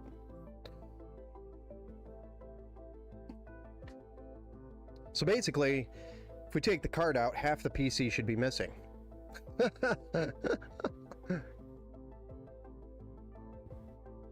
Yeah, it's a really balanced build in my opinion with the 7700X. The 32 gigs of RAM, the 1 terabyte SSD is probably the weakest point in the build. I feel like he's going to be looking for more storage relatively quickly with games being so big these days. And if he does, Jeremiah, it's super easy to put storage in. I'm sure you know. But, you know, if he has any trouble with it, he's welcome to reach out and we can always get more storage in there. It's super, super easy to do.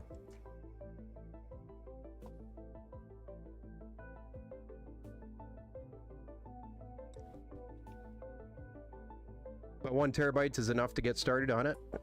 Install a few games and enjoy it.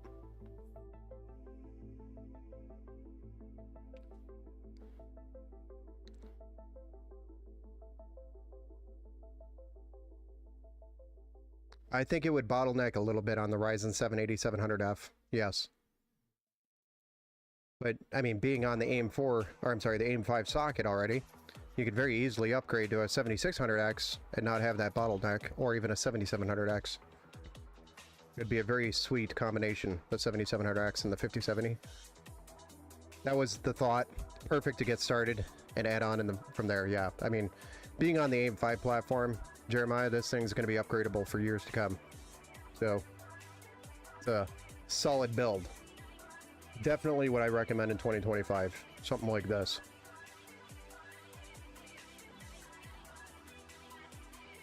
Either I bought a 4 terabyte Samsung 990 and a 2 terabyte 990 on sale for under $500. That's pretty good.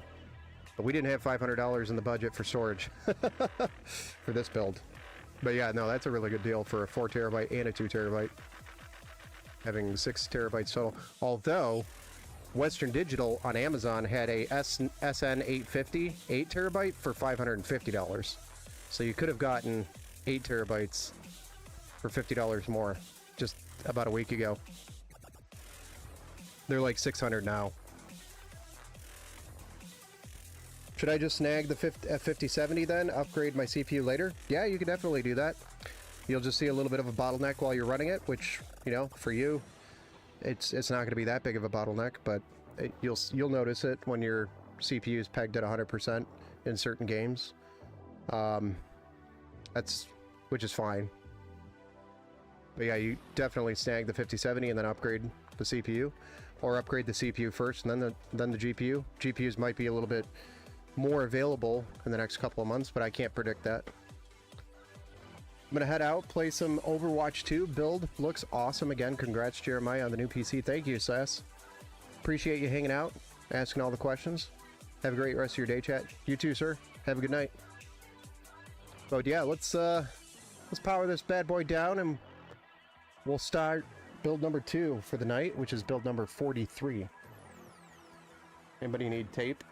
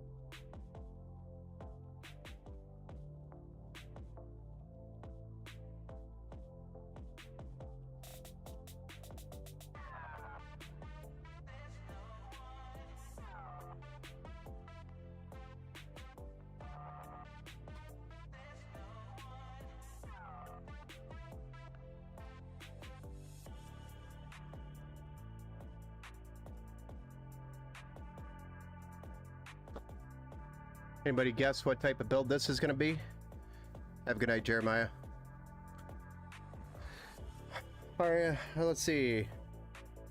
Bought mine direct from Samsung, took advantage of the sale. Nice, nice.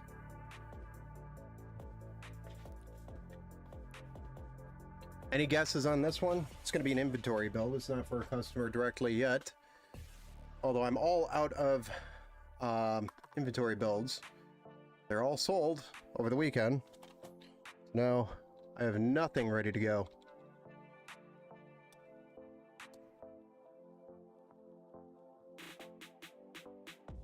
So we got to get something built. All white. Hey, good call there. Good call, Marksman. Good call.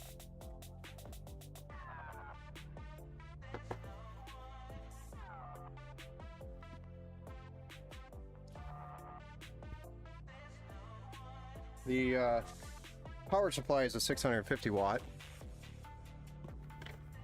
I already have it open because I had to test something.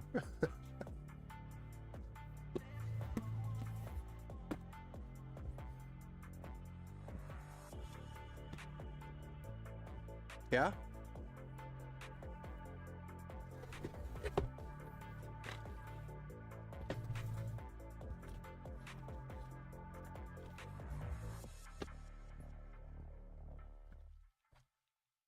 Inventory build, which means deals. So we've got a Ryzen 5 5600, MSI Pro B550M VC Wi-Fi. Thought I had 32 gigs here. Might swap this out.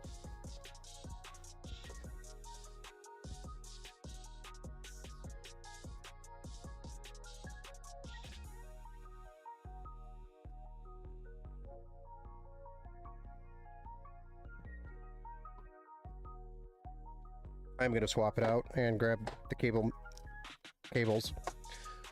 for this build. But we've got 32 gigs of DDR4 3200, and this is PL16, and it's the Pinnacle Conduit RGB series. Pinnacle. And then an Aqua Elite 360mm ARGB white V4, 360mm AIO. We've got the ASRock Challenger RX 6600 is what that is, as well as a 650 watt 80 plus gold power supply. We got 3 fans for the bottom and a cable kit, white cables for the cables, and a white Montech XR. So we're back to the Montech. So modern 1080p rig or 4K retro games build, nice, yeah, whatever you want to call it, whatever somebody wants to use this for. Jeffrey C, all white looks. I had to go with black because I'm a smoker. I hear you. Yeah, I don't smoke inside. I actually don't smoke at all anymore. I actually quit. But when I did smoke, I didn't smoke inside the house. I always smoked out because I have kids.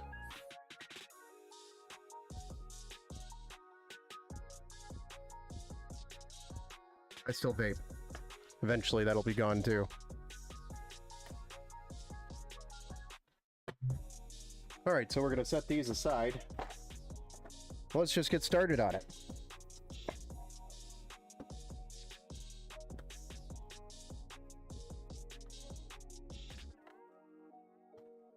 Gonna set this power supply over here off to the side. Hopefully it's not too annoying. But we're just gonna jump right into it. It is a micro ATX motherboard in an ATX case. I usually try not to do that, but I had the Montech case and I had these parts, so that's what we get.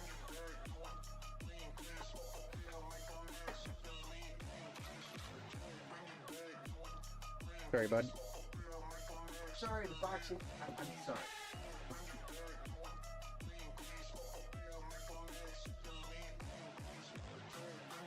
Sorry, we're going to start with our Ryzen 5 5600. Really good combination, the 5600 and the 6600. The great 1080p combo.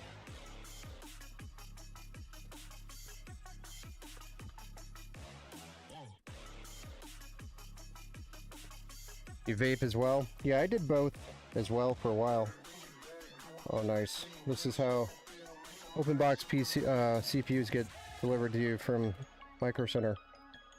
Open box CPUs are in a bag. Actually didn't know that. Hopefully.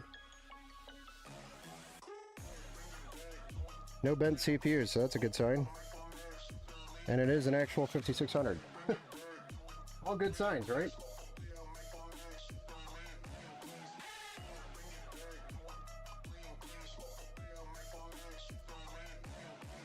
And then again, if anybody needs a stock CPU air cooler, please let me know. I've got a million of these. No joke. I probably have like 200 or 300 of them in a box here. I don't know what to do with them.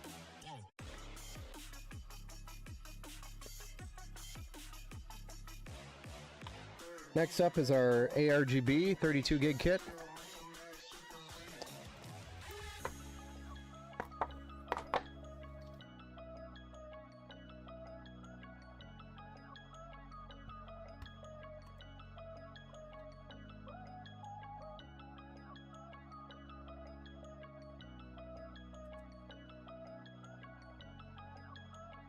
Really nice white addressable RGB kit if you're looking for a nice white one. They're available on Amazon. think they're around $50 to $60 in that price range. Reminds me, I gotta purchase another kit because I stole it from that other one. Same thing with the cables.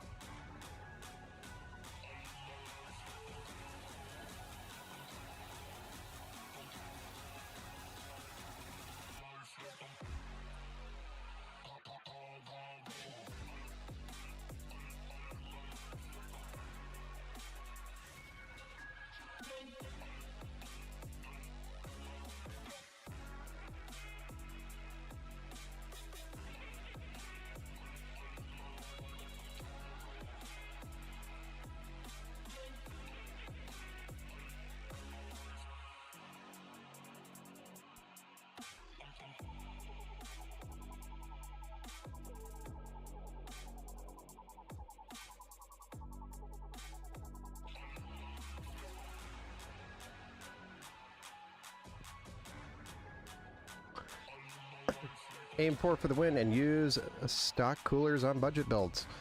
The problem is I just don't like using them on budget builds. Even on budget builds, I'll buy $15 to $20 Thermalright Assassin X120, and they outperform that cooler by a significant amount.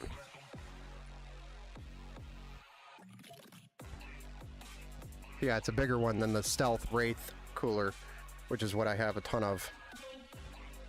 You know, I love how these brackets are facing the wrong way.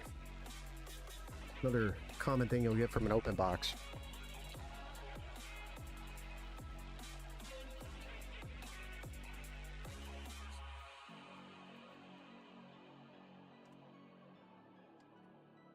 Actually, I think we have different brackets for this cooler. I can't remember if the Aqua Elite uses the brackets or not. Just pop it open and take a peek. Take an El Pico.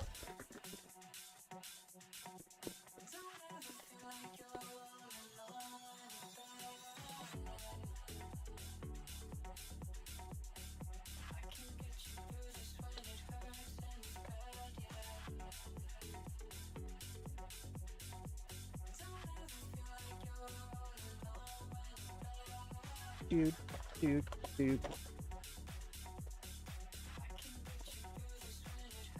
I have confirmed it does use the stock brackets. We do use the stock brackets.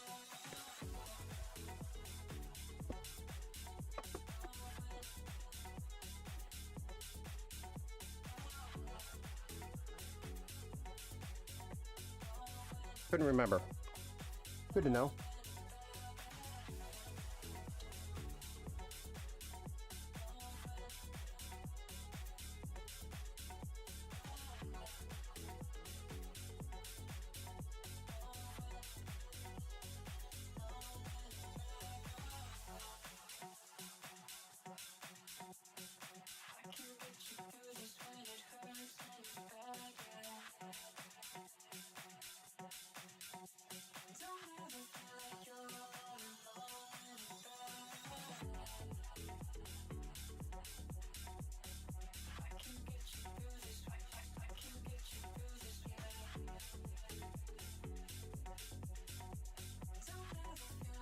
Ta-da!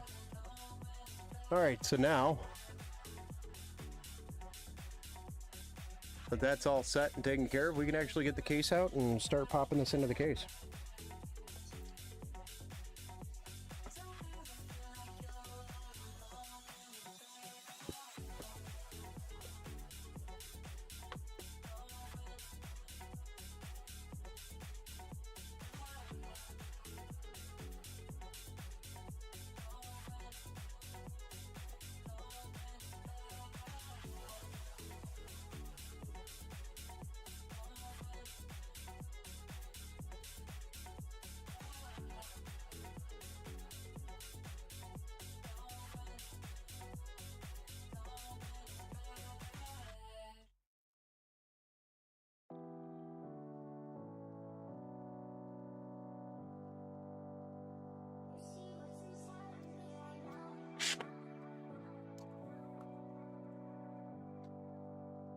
Sorry.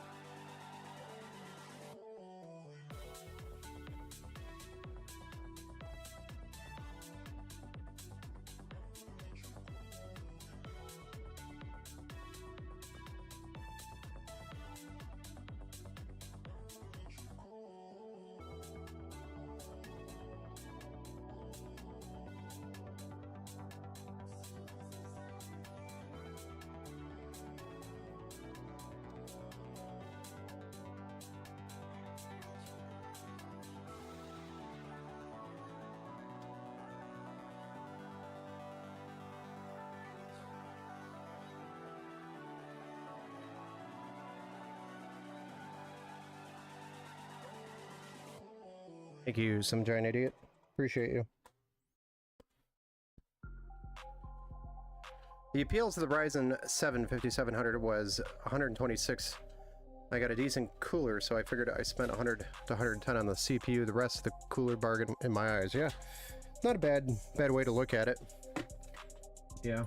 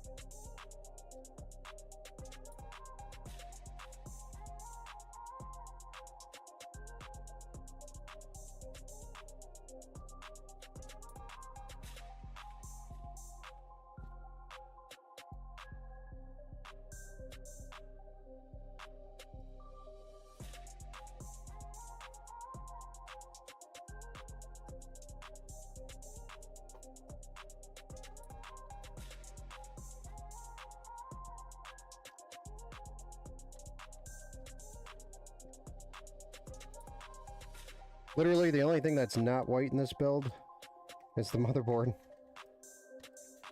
Now that I think about it, B550 white motherboard, white B550 motherboards are the hardest to find. Do you know if Thermalright has any coolers that come with a screen that use default AM5 brackets? No, they do not. I think all of them are going to require you to put new brackets in. It's not that big of a deal if not. No, they all use the Thermalright brackets.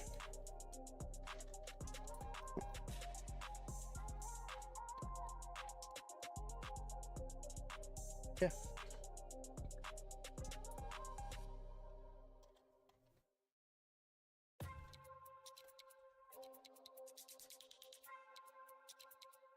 Yeah, it doesn't take that much. I just did one a few days ago. I think it was build number 37 or 38 or something like that. I'd have to go back and look and find it.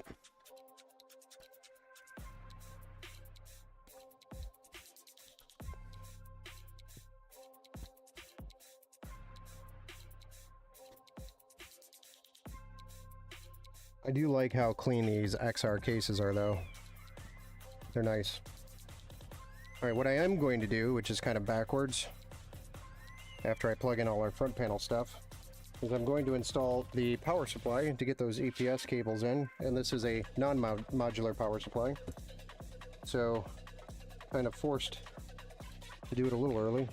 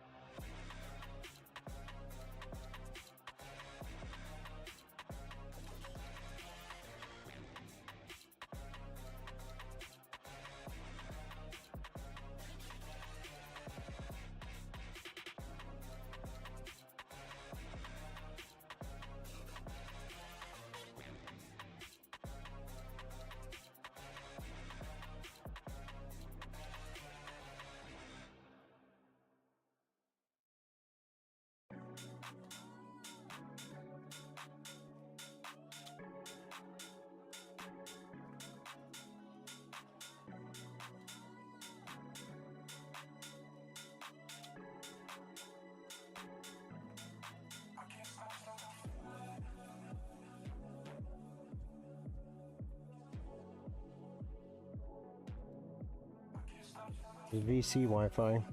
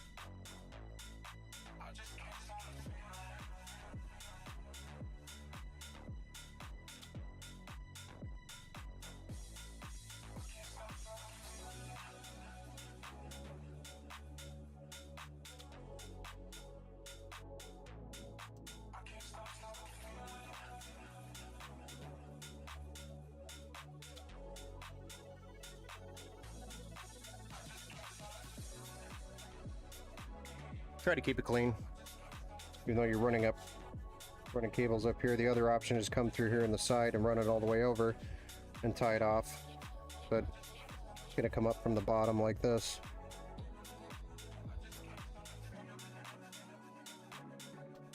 You'll be fine. All right, power supply, which we already have unboxed and undone because we used it in a test.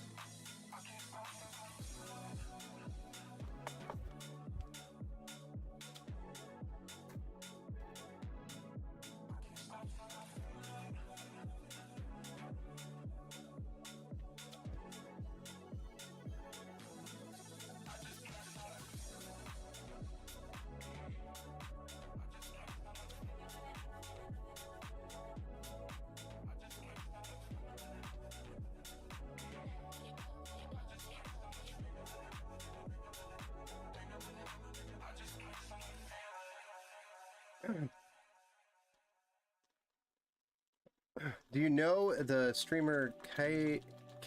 No, I don't. Never seen them before. What do they do?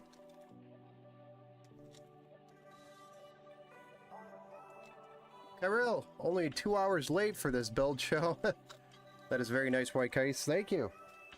Kyril, how's the build doing for you? Happy 4 months. I like to remind people I'm lurking here at all times. You are.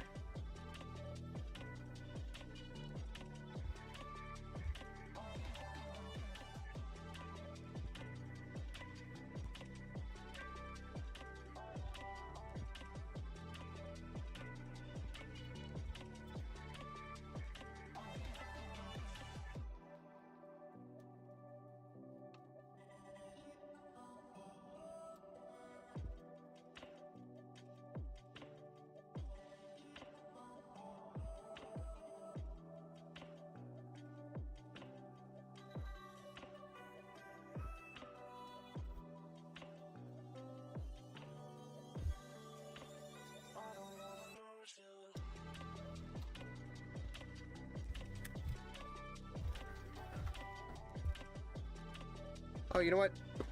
I forgot we're using cable extensions. Damn. Didn't have to put the power supply in, technically. Derpader, derpader.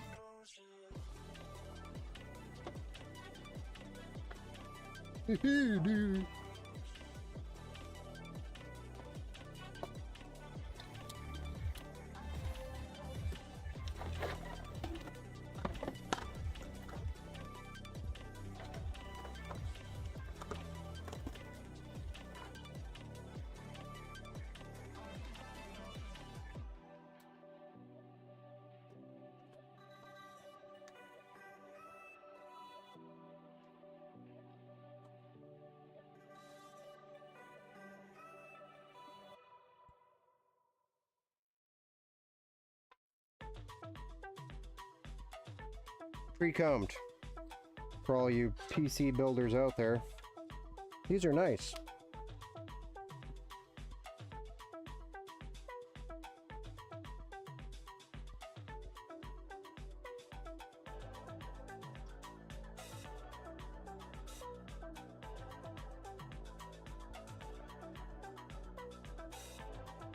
Don't really care about the logo.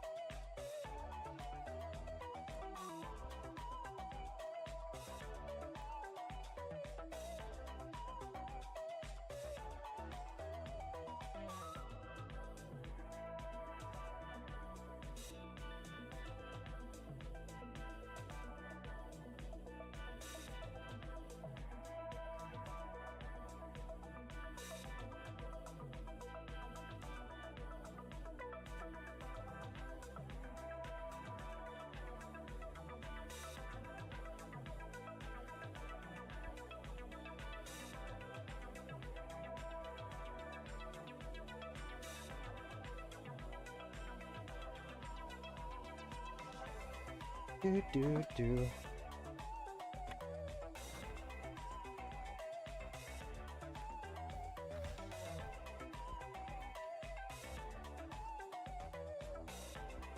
Doing good. Haven't ran into any issues since resetting the GPU. Or reseating the GPU. Okay. Nice. I didn't know that's what you ended up doing. Do you know if hybrid drives... Or, hold on. Shut up. Better late than never. What's up, man? Welcome back to the Build Show. Alright. And then...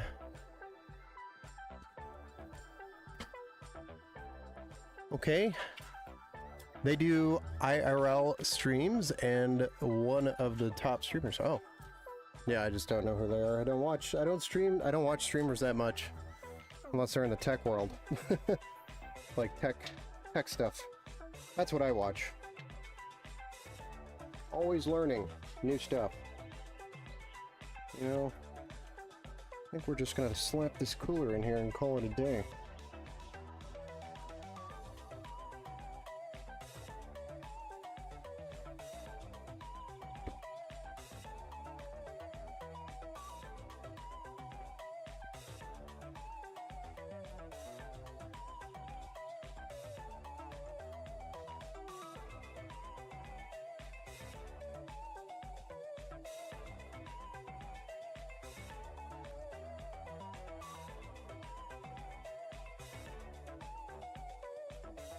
The twist ties. Everybody likes a twist tie. I posted the vid newsfeed. Okay. Don't ask me why. It's alright. All good. It works. I'll find it. And I'll watch it. Wick, do you know if hybrid drives are still worth it? Nah. Not in my opinion. SSDs are getting cheaper and cheaper and cheaper. Right now they're going up in price a little bit, but they've gotten cheaper over time. I mean,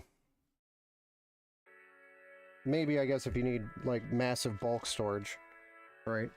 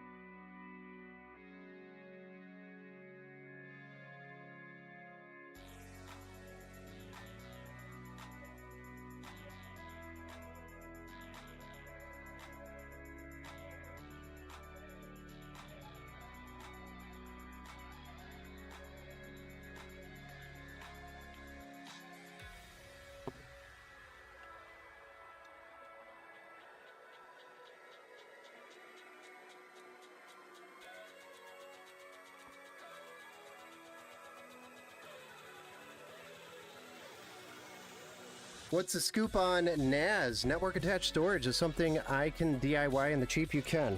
Yes. So Synology is what I recommend for the cage or the enclosure. They have a lot of great options and they integrate with a lot of different tools, especially things that allow you to back up from like Google Drive and OneDrive and all sorts of stuff. So it's really intuitive. But Synology is the brand that I recommend for your cage, for a nice cage. You obviously can find cheaper ones than that, if you want to go ultra cheap and you don't care about the rest of that, and the cloud portion of it, that you can integrate with. But that is the brand that I recommend and that I use. It's the most reliable, at least, that I've found. And then, of course, from there, you just buy your hard drives or SSDs that you're adding to it, and then you'll just have to format it and rate it, or rate it and then format it. All that stuff.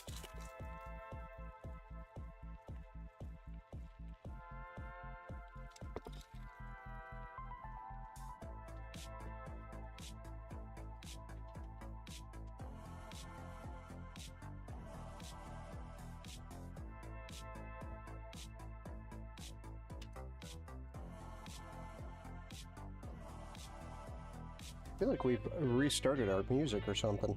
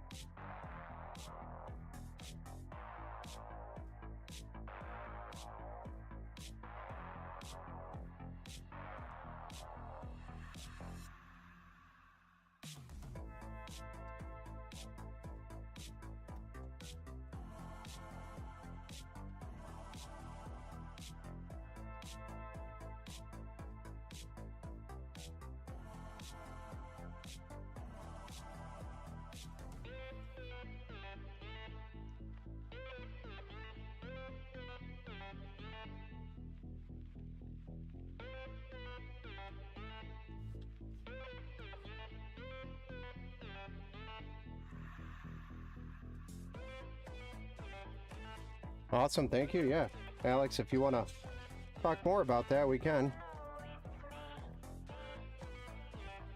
I can show you the ins and the outs, and the do's and the don'ts, or even help you set it up. Did you check out my music? Yeah, I checked out the first couple of songs right before the stream here. I just haven't had a chance to really go through all of it. Well, thank you for the resub over there, Kyrell.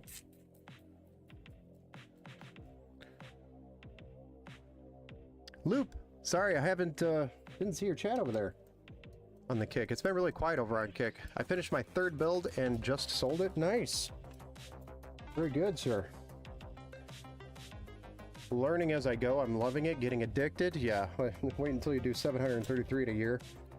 And then you don't want to build another computer for like a year. I love the white cases. How's the wifey tonight? What she's make for dinner? We actually ordered out tonight. Once again. We're kind of out of the flow right now, so we'll get back into a flow of proper dinners soon. But we had some fast food, unfortunately. But she's doing good. Mrs. Empower is doing good.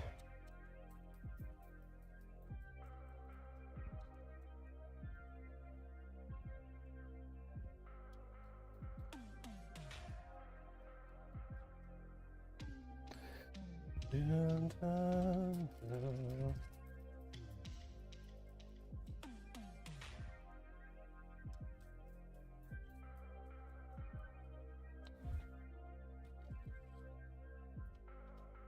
Okay. There we go.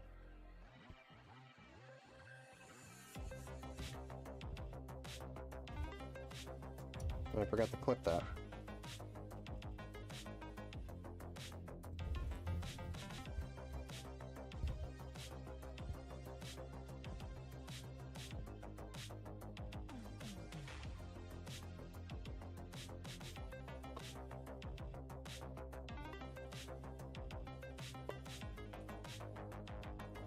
Could be a little tricky getting up there, but I should be able to manage it.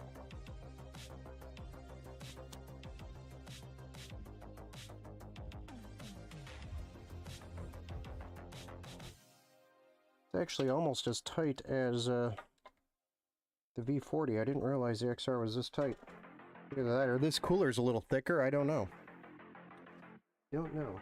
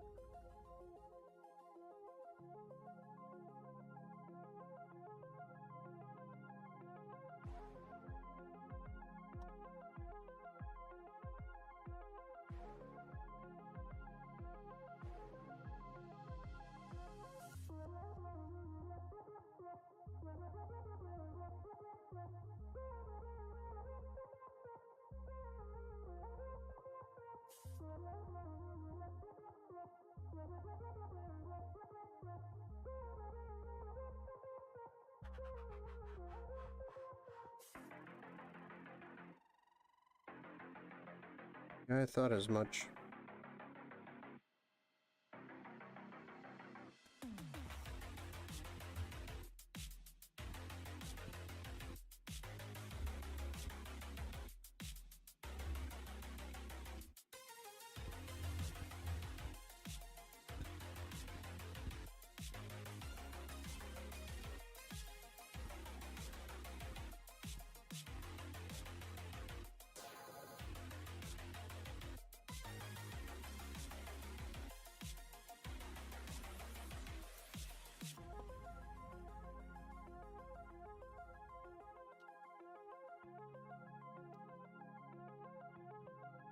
Not cool. That's the first time that's ever happened.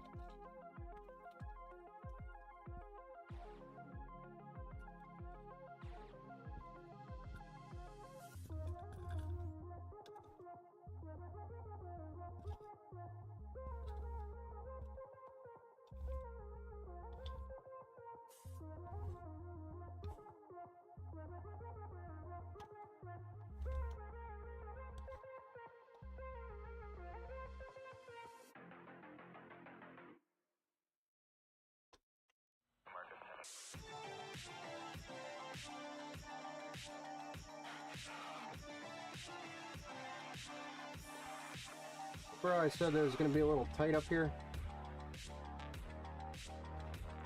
I was lying.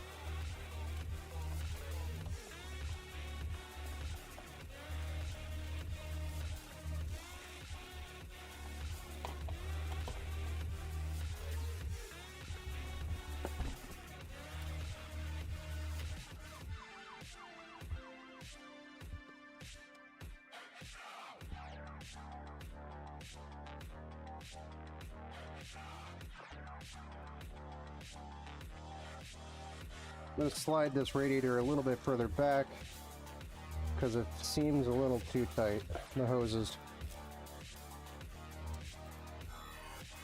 All I got to do is loosen the screws and then slide it. A little too tight for my liking. There we go. It actually moved itself because it was so tight.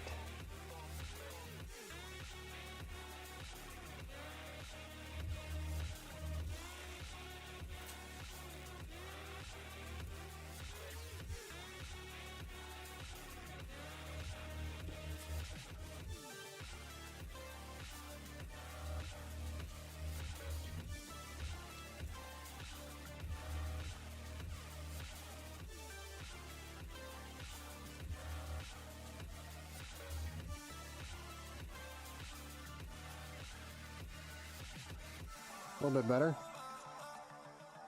Yeah? A little bit better.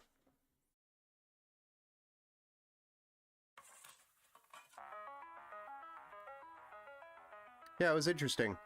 And then Jeffrey C, is this one getting the ARGB stringer cable cover? No, it's not. That bracket looks so thin. Yeah, I know it does, but it's actually pretty strong. Do buyers ask for certain thermal paste replacement? Sometimes, yeah. Yeah, sometimes.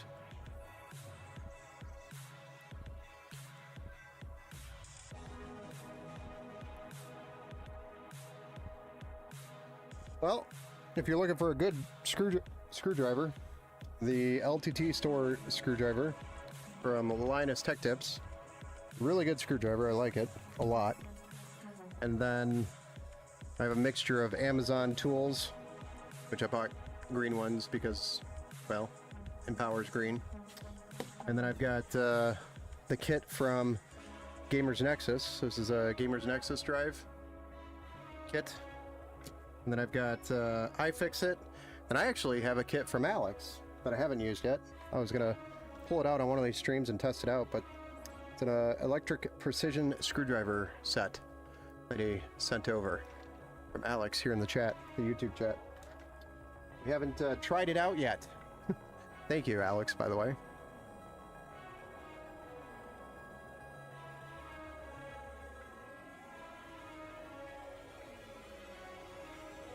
That looks nice.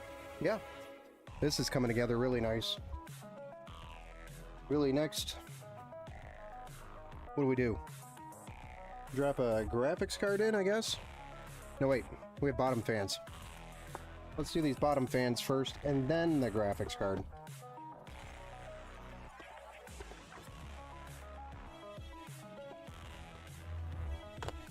Yeah, one of these streams I will be opening that up and debuting the driver kit.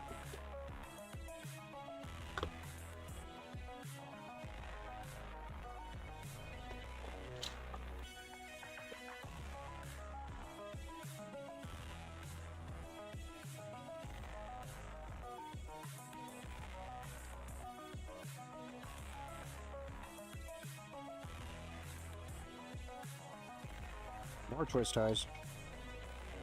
More cables. But everybody likes the RGB fans.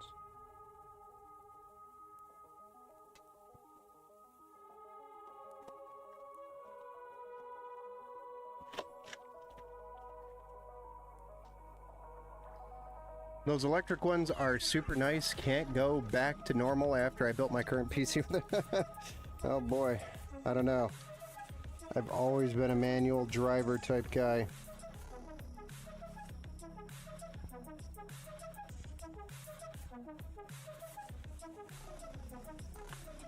As stupid as that is, I'm old school. I bought the same fans, a 5-piece on Amazon. These are reversed blades.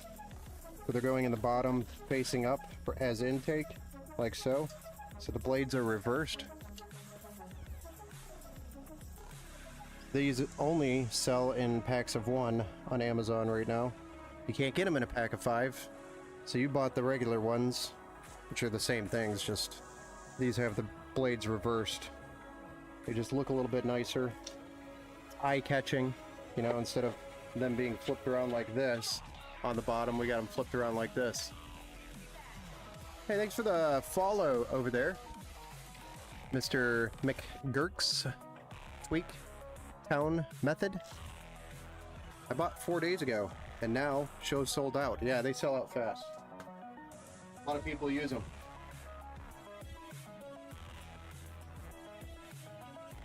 You're welcome. I hope it works well. Yeah, we'll test it out here. Hopefully on a day that you can watch. So you can see me try something new. Something fun. You can laugh at me.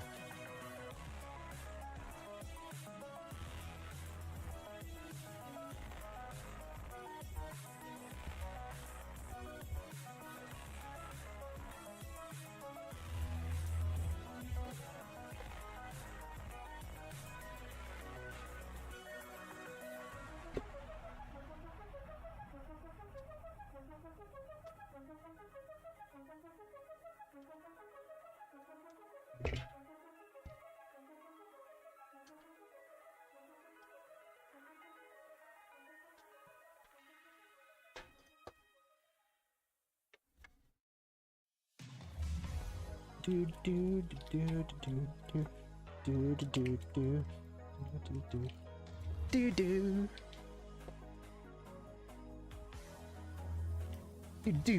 do do do do. Explain the other fan adapters, please. Adapters? What are you talking about? I'm not talking about the adapters, I'm talking about the blades on the fan themselves. So these blades are reversed.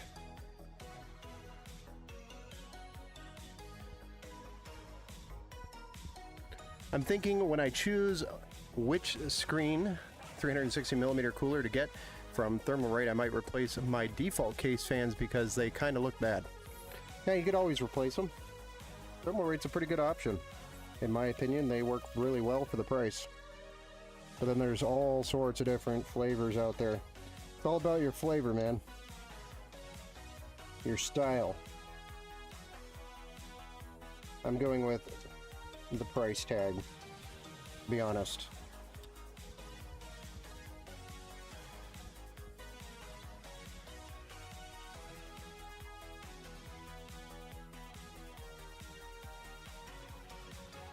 The budget is definitely persuading the majority of the costs on this build. But you could still build a really nice build for a really good price. Or with a really good budget. Ah.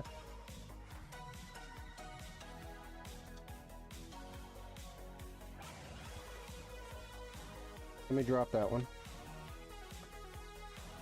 Totally meant to do that.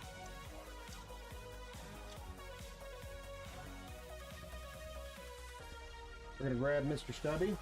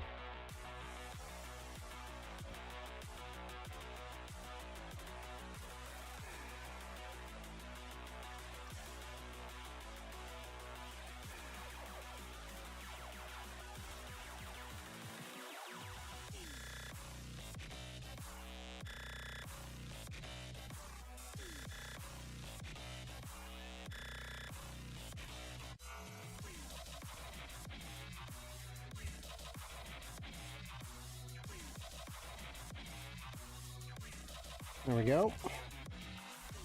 We got those installed. Now we could probably put a GPU in, but right before I do that, I'm going to get these bottom fans plugged into the bottom here. So that those are all done. Taken care of.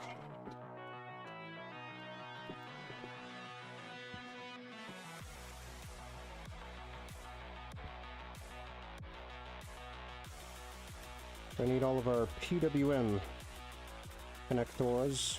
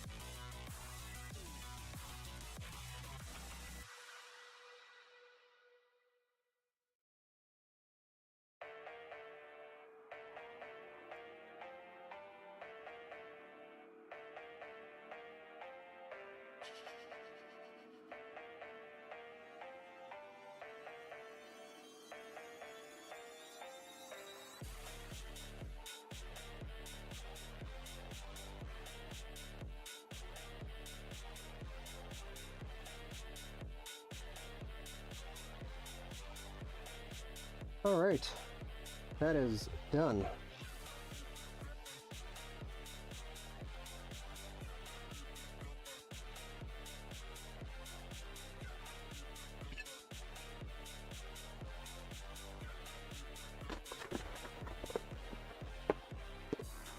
GPU time, which is going to be a white ASRock Challenger RX 6600.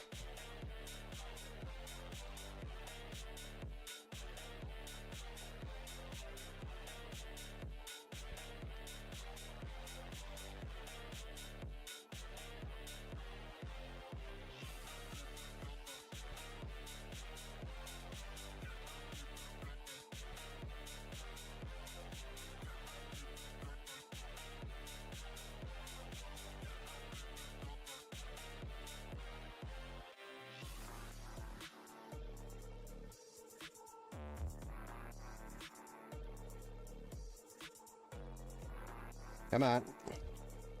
This peel is absolutely insanely ridiculous. I feel like I'm peeling maple syrup.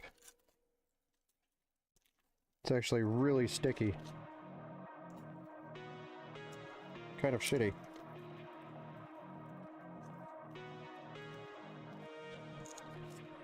And it rips so easily.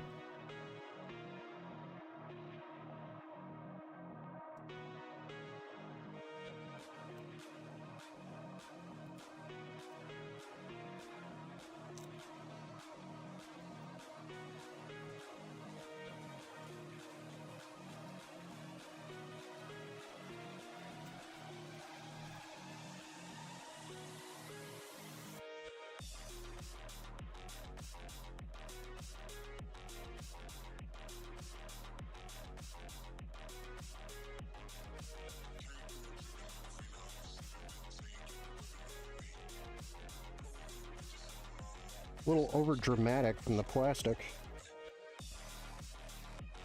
Just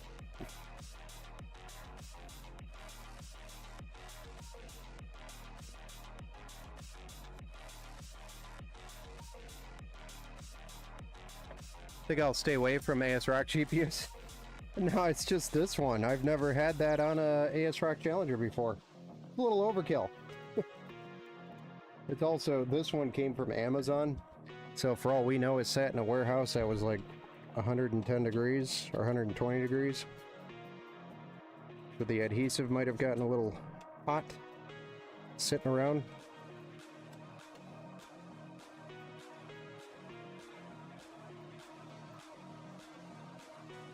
But haven't had that happen in a long time. It actually can happen on any GPU, but this one, I haven't had it happen on any recent GPUs in a while. Dang it! I just pulled a nerd on a budget move.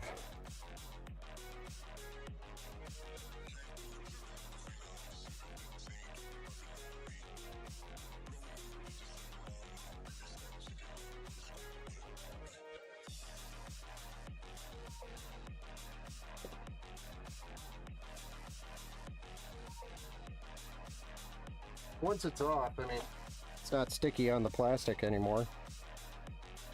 Maybe a little bit.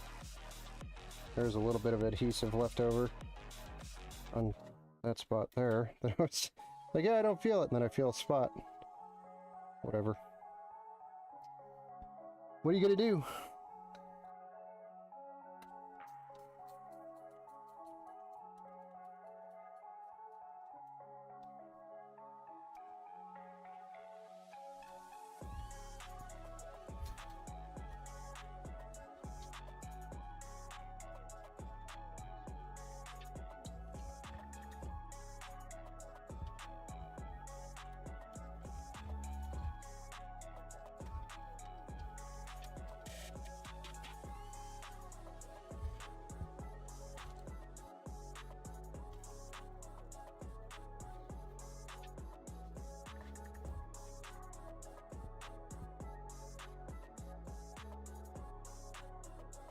Nice.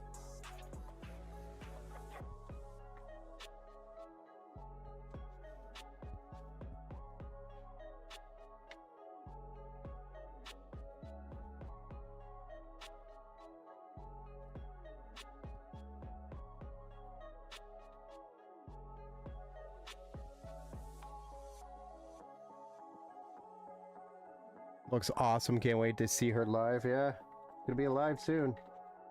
Very soon.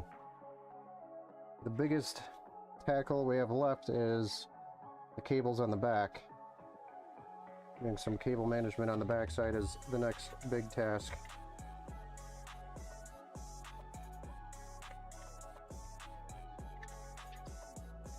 Oh my gosh. Let me get through these cables.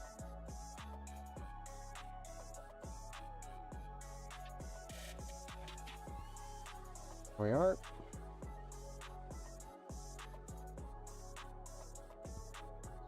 Looking good.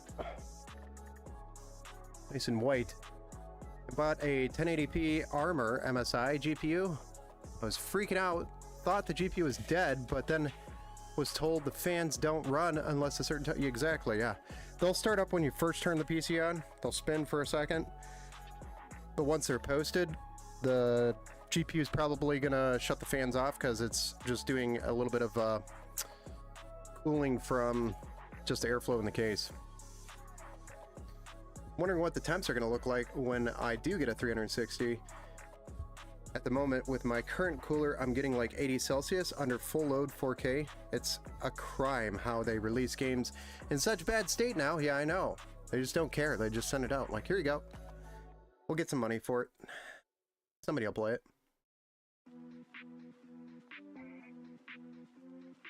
Boy, Bazooka Building's asking all the deep questions today.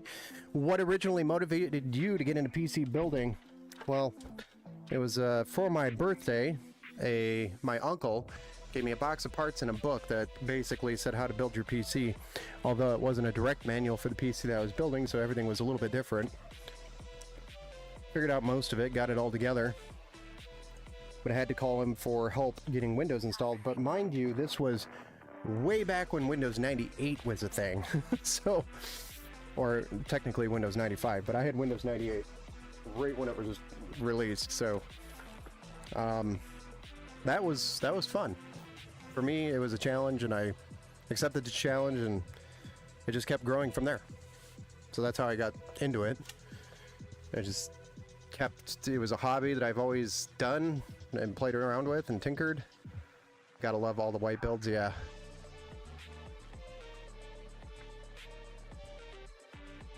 So BIOS kept saying GPU fanner. Oh, that's weird. Oh, let me plug this in.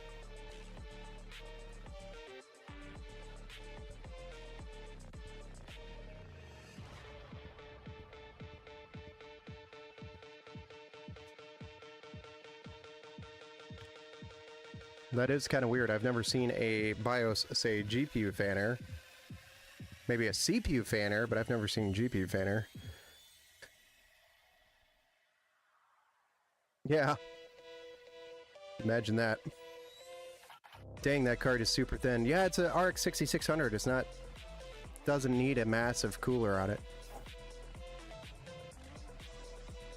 Yeah, it's only 100. It's a very efficient card. Thank you, Steve, for answering that. Yeah, I'm used to seeing the truck-sized GPUs. Yeah. Yep. No, this is going to be a nice 1080p rig with a lot of upgradable features, meaning we have a massive cooler in here already, so they can go take this socket and take it all the way to 5950X if they wanted to with that cooler. I think the weakest point in the build is probably the GPU, or the power supply being 650 watt. That's the biggest limiter.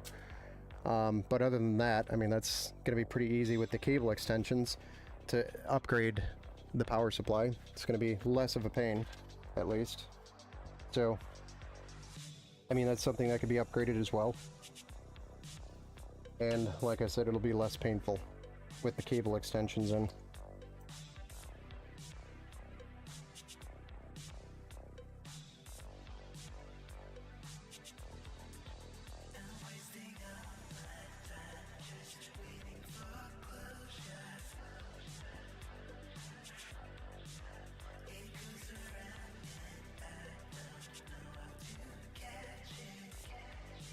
Okay, these are all cables from our cooler we're going to have to deal with.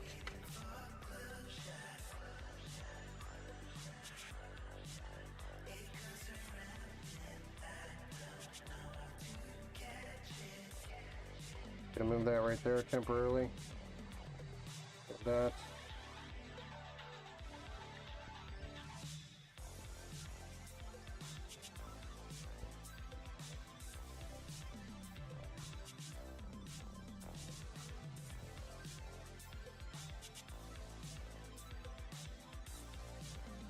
Thought we had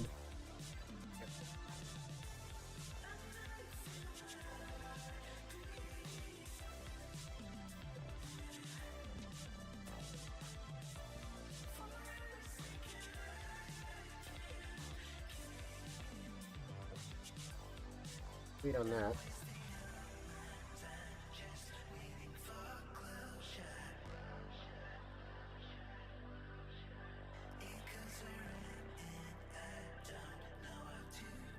Stupid curtain, man.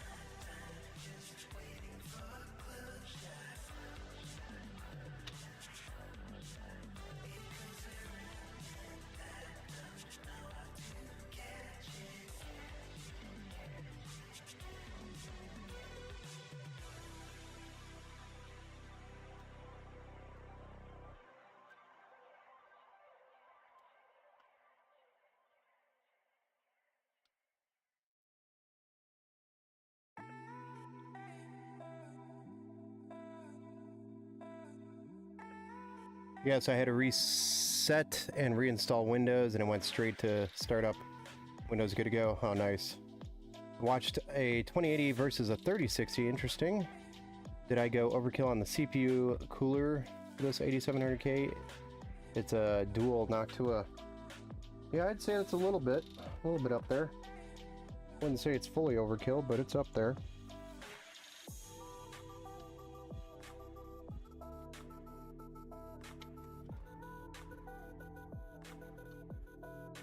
So it's up there in the top end of overkill.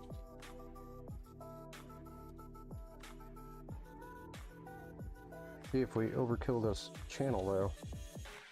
Got so many fans running through a single channel.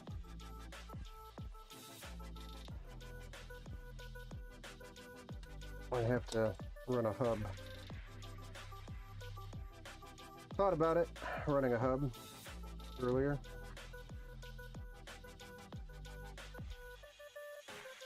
This board only has the one ARGB connection on it.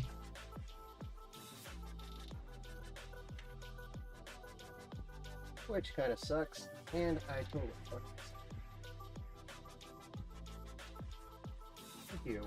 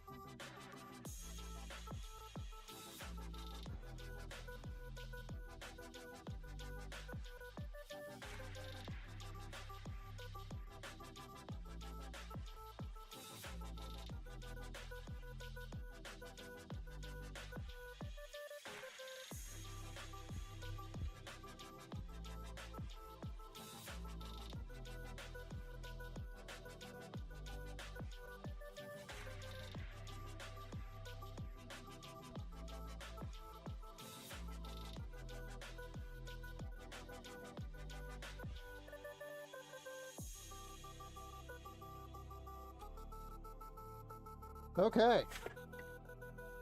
Man. What a pain in the butt.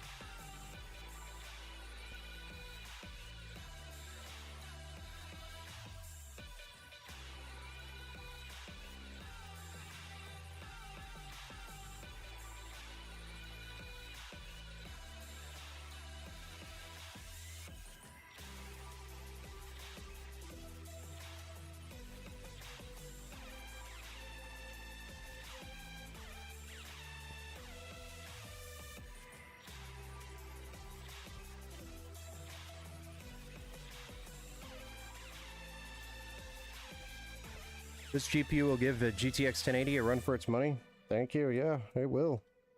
It's a great card. It's a great 1080p card. You cannot argue that.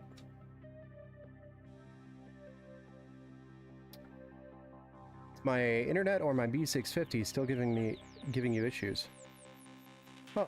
Stream cutting out and back in. It might be the speed I have it set at. I'll check on that next time I go live. I'll try to switch the speed and see if that helps you with your with it cutting out. I didn't realize it was doing that. Thank you for telling me, Luke.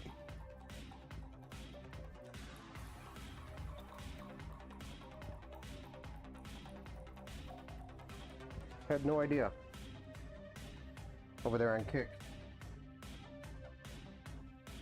Nobody ever comes into Kick, now I know why.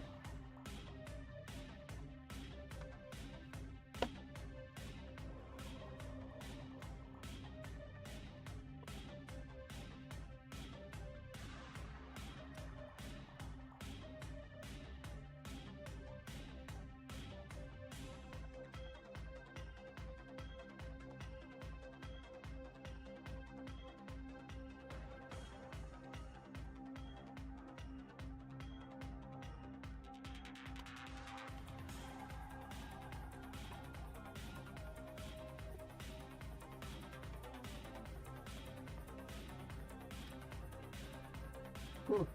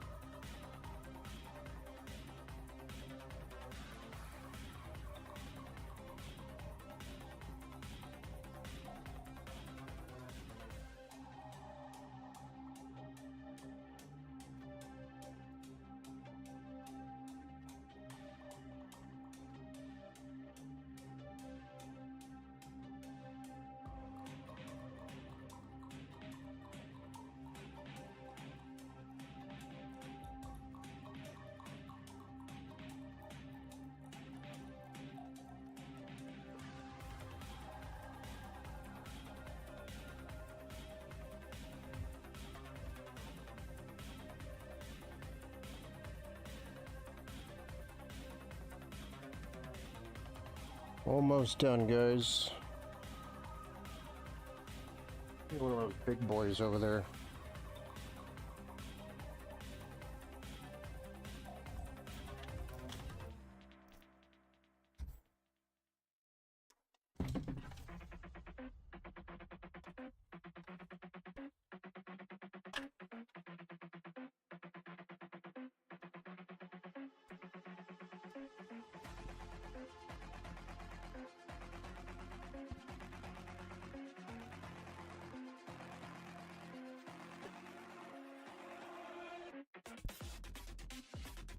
That's about as clean as it's gonna get. I mean,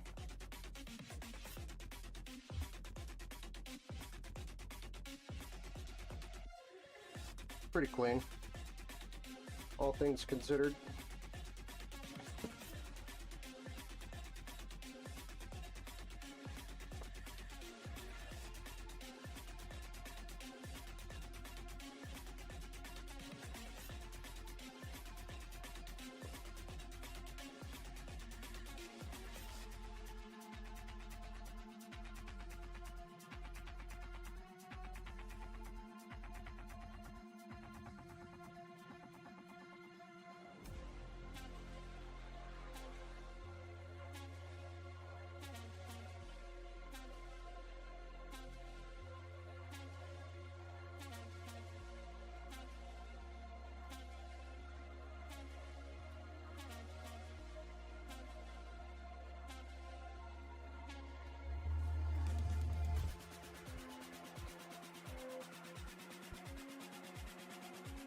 It cut out for me too? Oh. So how often does it cut out for you guys, just out of curiosity? When I put my new board in, I did some cleaning up of the cables myself. Was a pain, but did it anyways. I felt bad after watching you do all those builds. I didn't start with... Didn't do it to start. Yeah. No, I mean, you don't have to do them. It's not a necessity. You could just close the back panel. It's just, when you pay somebody to do a build, when you pay somebody to do it, you're kind of expecting it to be done. So, I know it's not perfect, but better than most pre-build companies you'll ever see. Especially with all those fans. Holy smokes! There's a lot of cables there for those fans.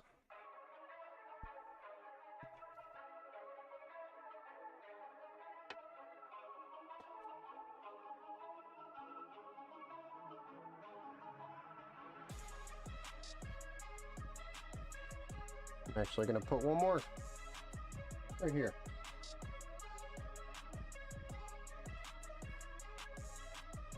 One more zip tie.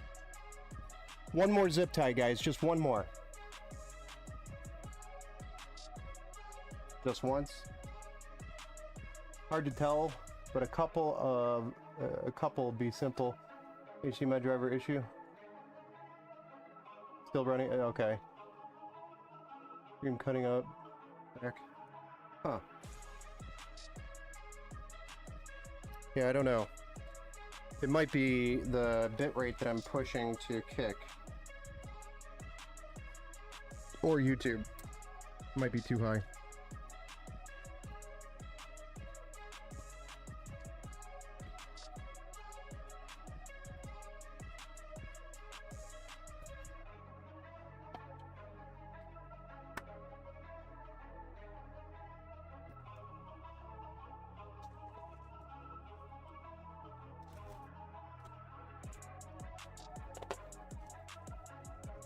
I totally checked and misread that. Alright guys, I think we are ready to fire this thing up.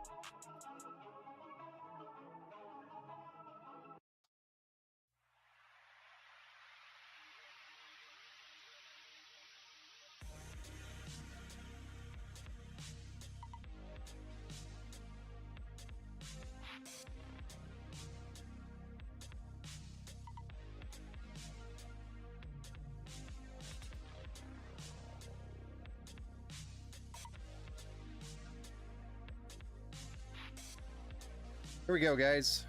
Let's swap it around.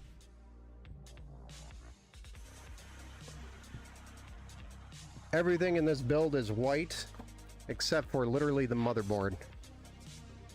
I guess the power supply, technically.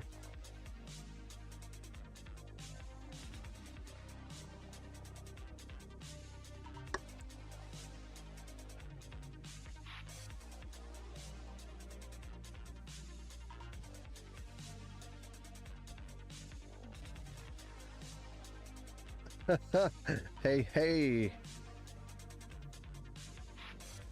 Saw what? What did we see? What was the whoops? Some giant idiot? This is a Coke Zero. Zero, Coke Zero.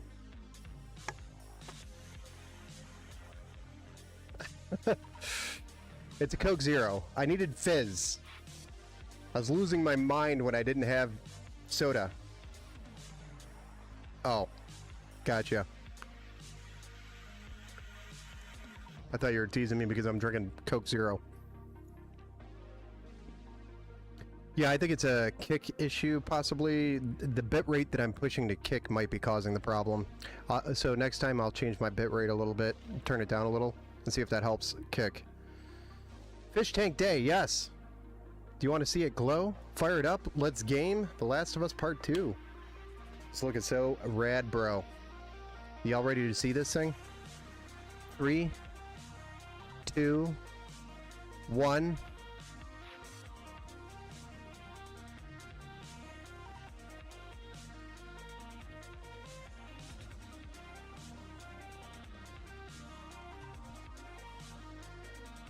RGB overload.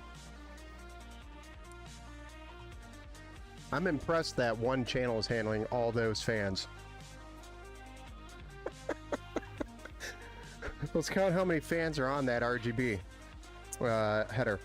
1, 2, 3, 4, 5, 6, 7, 8, 9.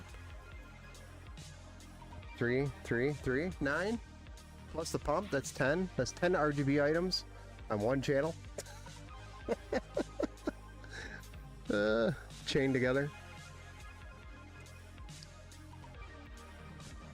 Might need to put a hub in there. Well, the RAM is actually not drawing from that port, the addressable RGB 3-pin 5-volt port, but everything else is. Yeah, I was actually worried it wasn't going to be enough. Hey, it posted. Look at that. Yeah, it looks pretty good though. Nice and clean. See what I did with the only black cables in the case, minus the USB-C cable? I zip tied them in the back corner and hit them the best I could. Hard to notice. I mean, noticeable, but more power, more steam.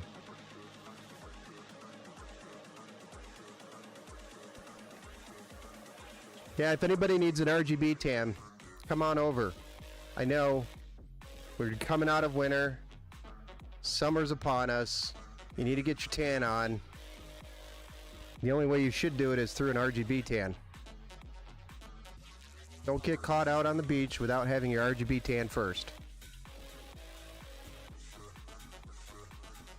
Turn the lights off. Well, maybe I could do it. I can't shut off the uppers. Well.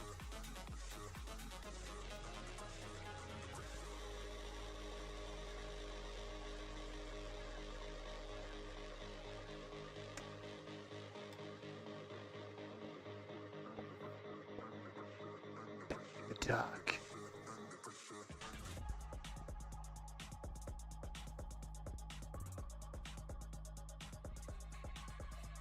I feel like I'm at a club.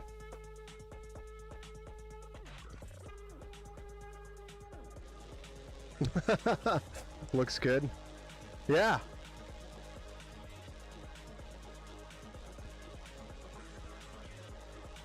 Let it glow. Let it glow. Let the RGB glow.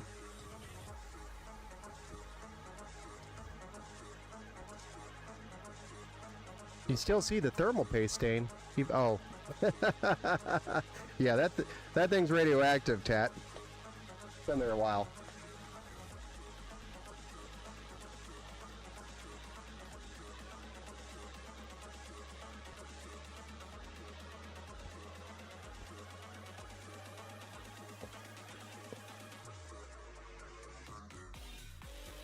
Looks nice. Thank you, thank you. Well, guys, that is the final build for this evening. The white inventory build. Ryzen 5 5600, 32 gigs of DDR4 3200 RAM, a 1 terabyte M.2 SSD, and a RX 6600 with addressable RGB fans, all built into a Montech case and a Aqua Elite 360mm AIO. 650 watt power supply with some cable extensions. All white.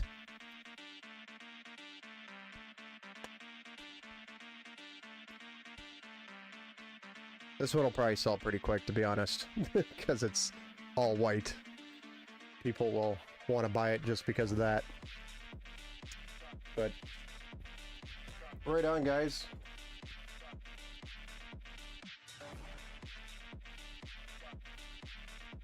Let's see if Max needs to go out. Hold on a second. Max.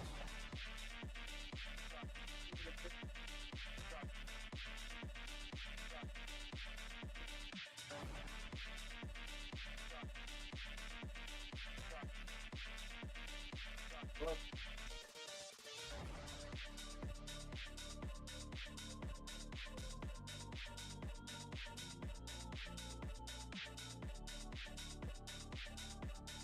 there you guys have it. Overclock that 5600 to 5 gigahertz with that cooler. Yeah, you probably could get it up there, but I don't know about 5. Oh, what is it at? 4 point, what is that, 4.3 or 4.4 stock? Maybe. Right on. That's it for me tonight, guys. I hope you guys enjoyed it. Depending on if we get a card in or not, I mean, we can still do another inventory build tomorrow. We can shoot for an inventory build tomorrow. Another one. Just one build. And then we'll take a break on Wednesday and probably pick things back up on Thursday. Sound good? So tomorrow is stream, Wednesday no stream, Thursday stream, Friday stream. How much cooler I see CPU in degrees? Currently we are at 28 Celsius at the BIOS. Yes, inventory build tomorrow.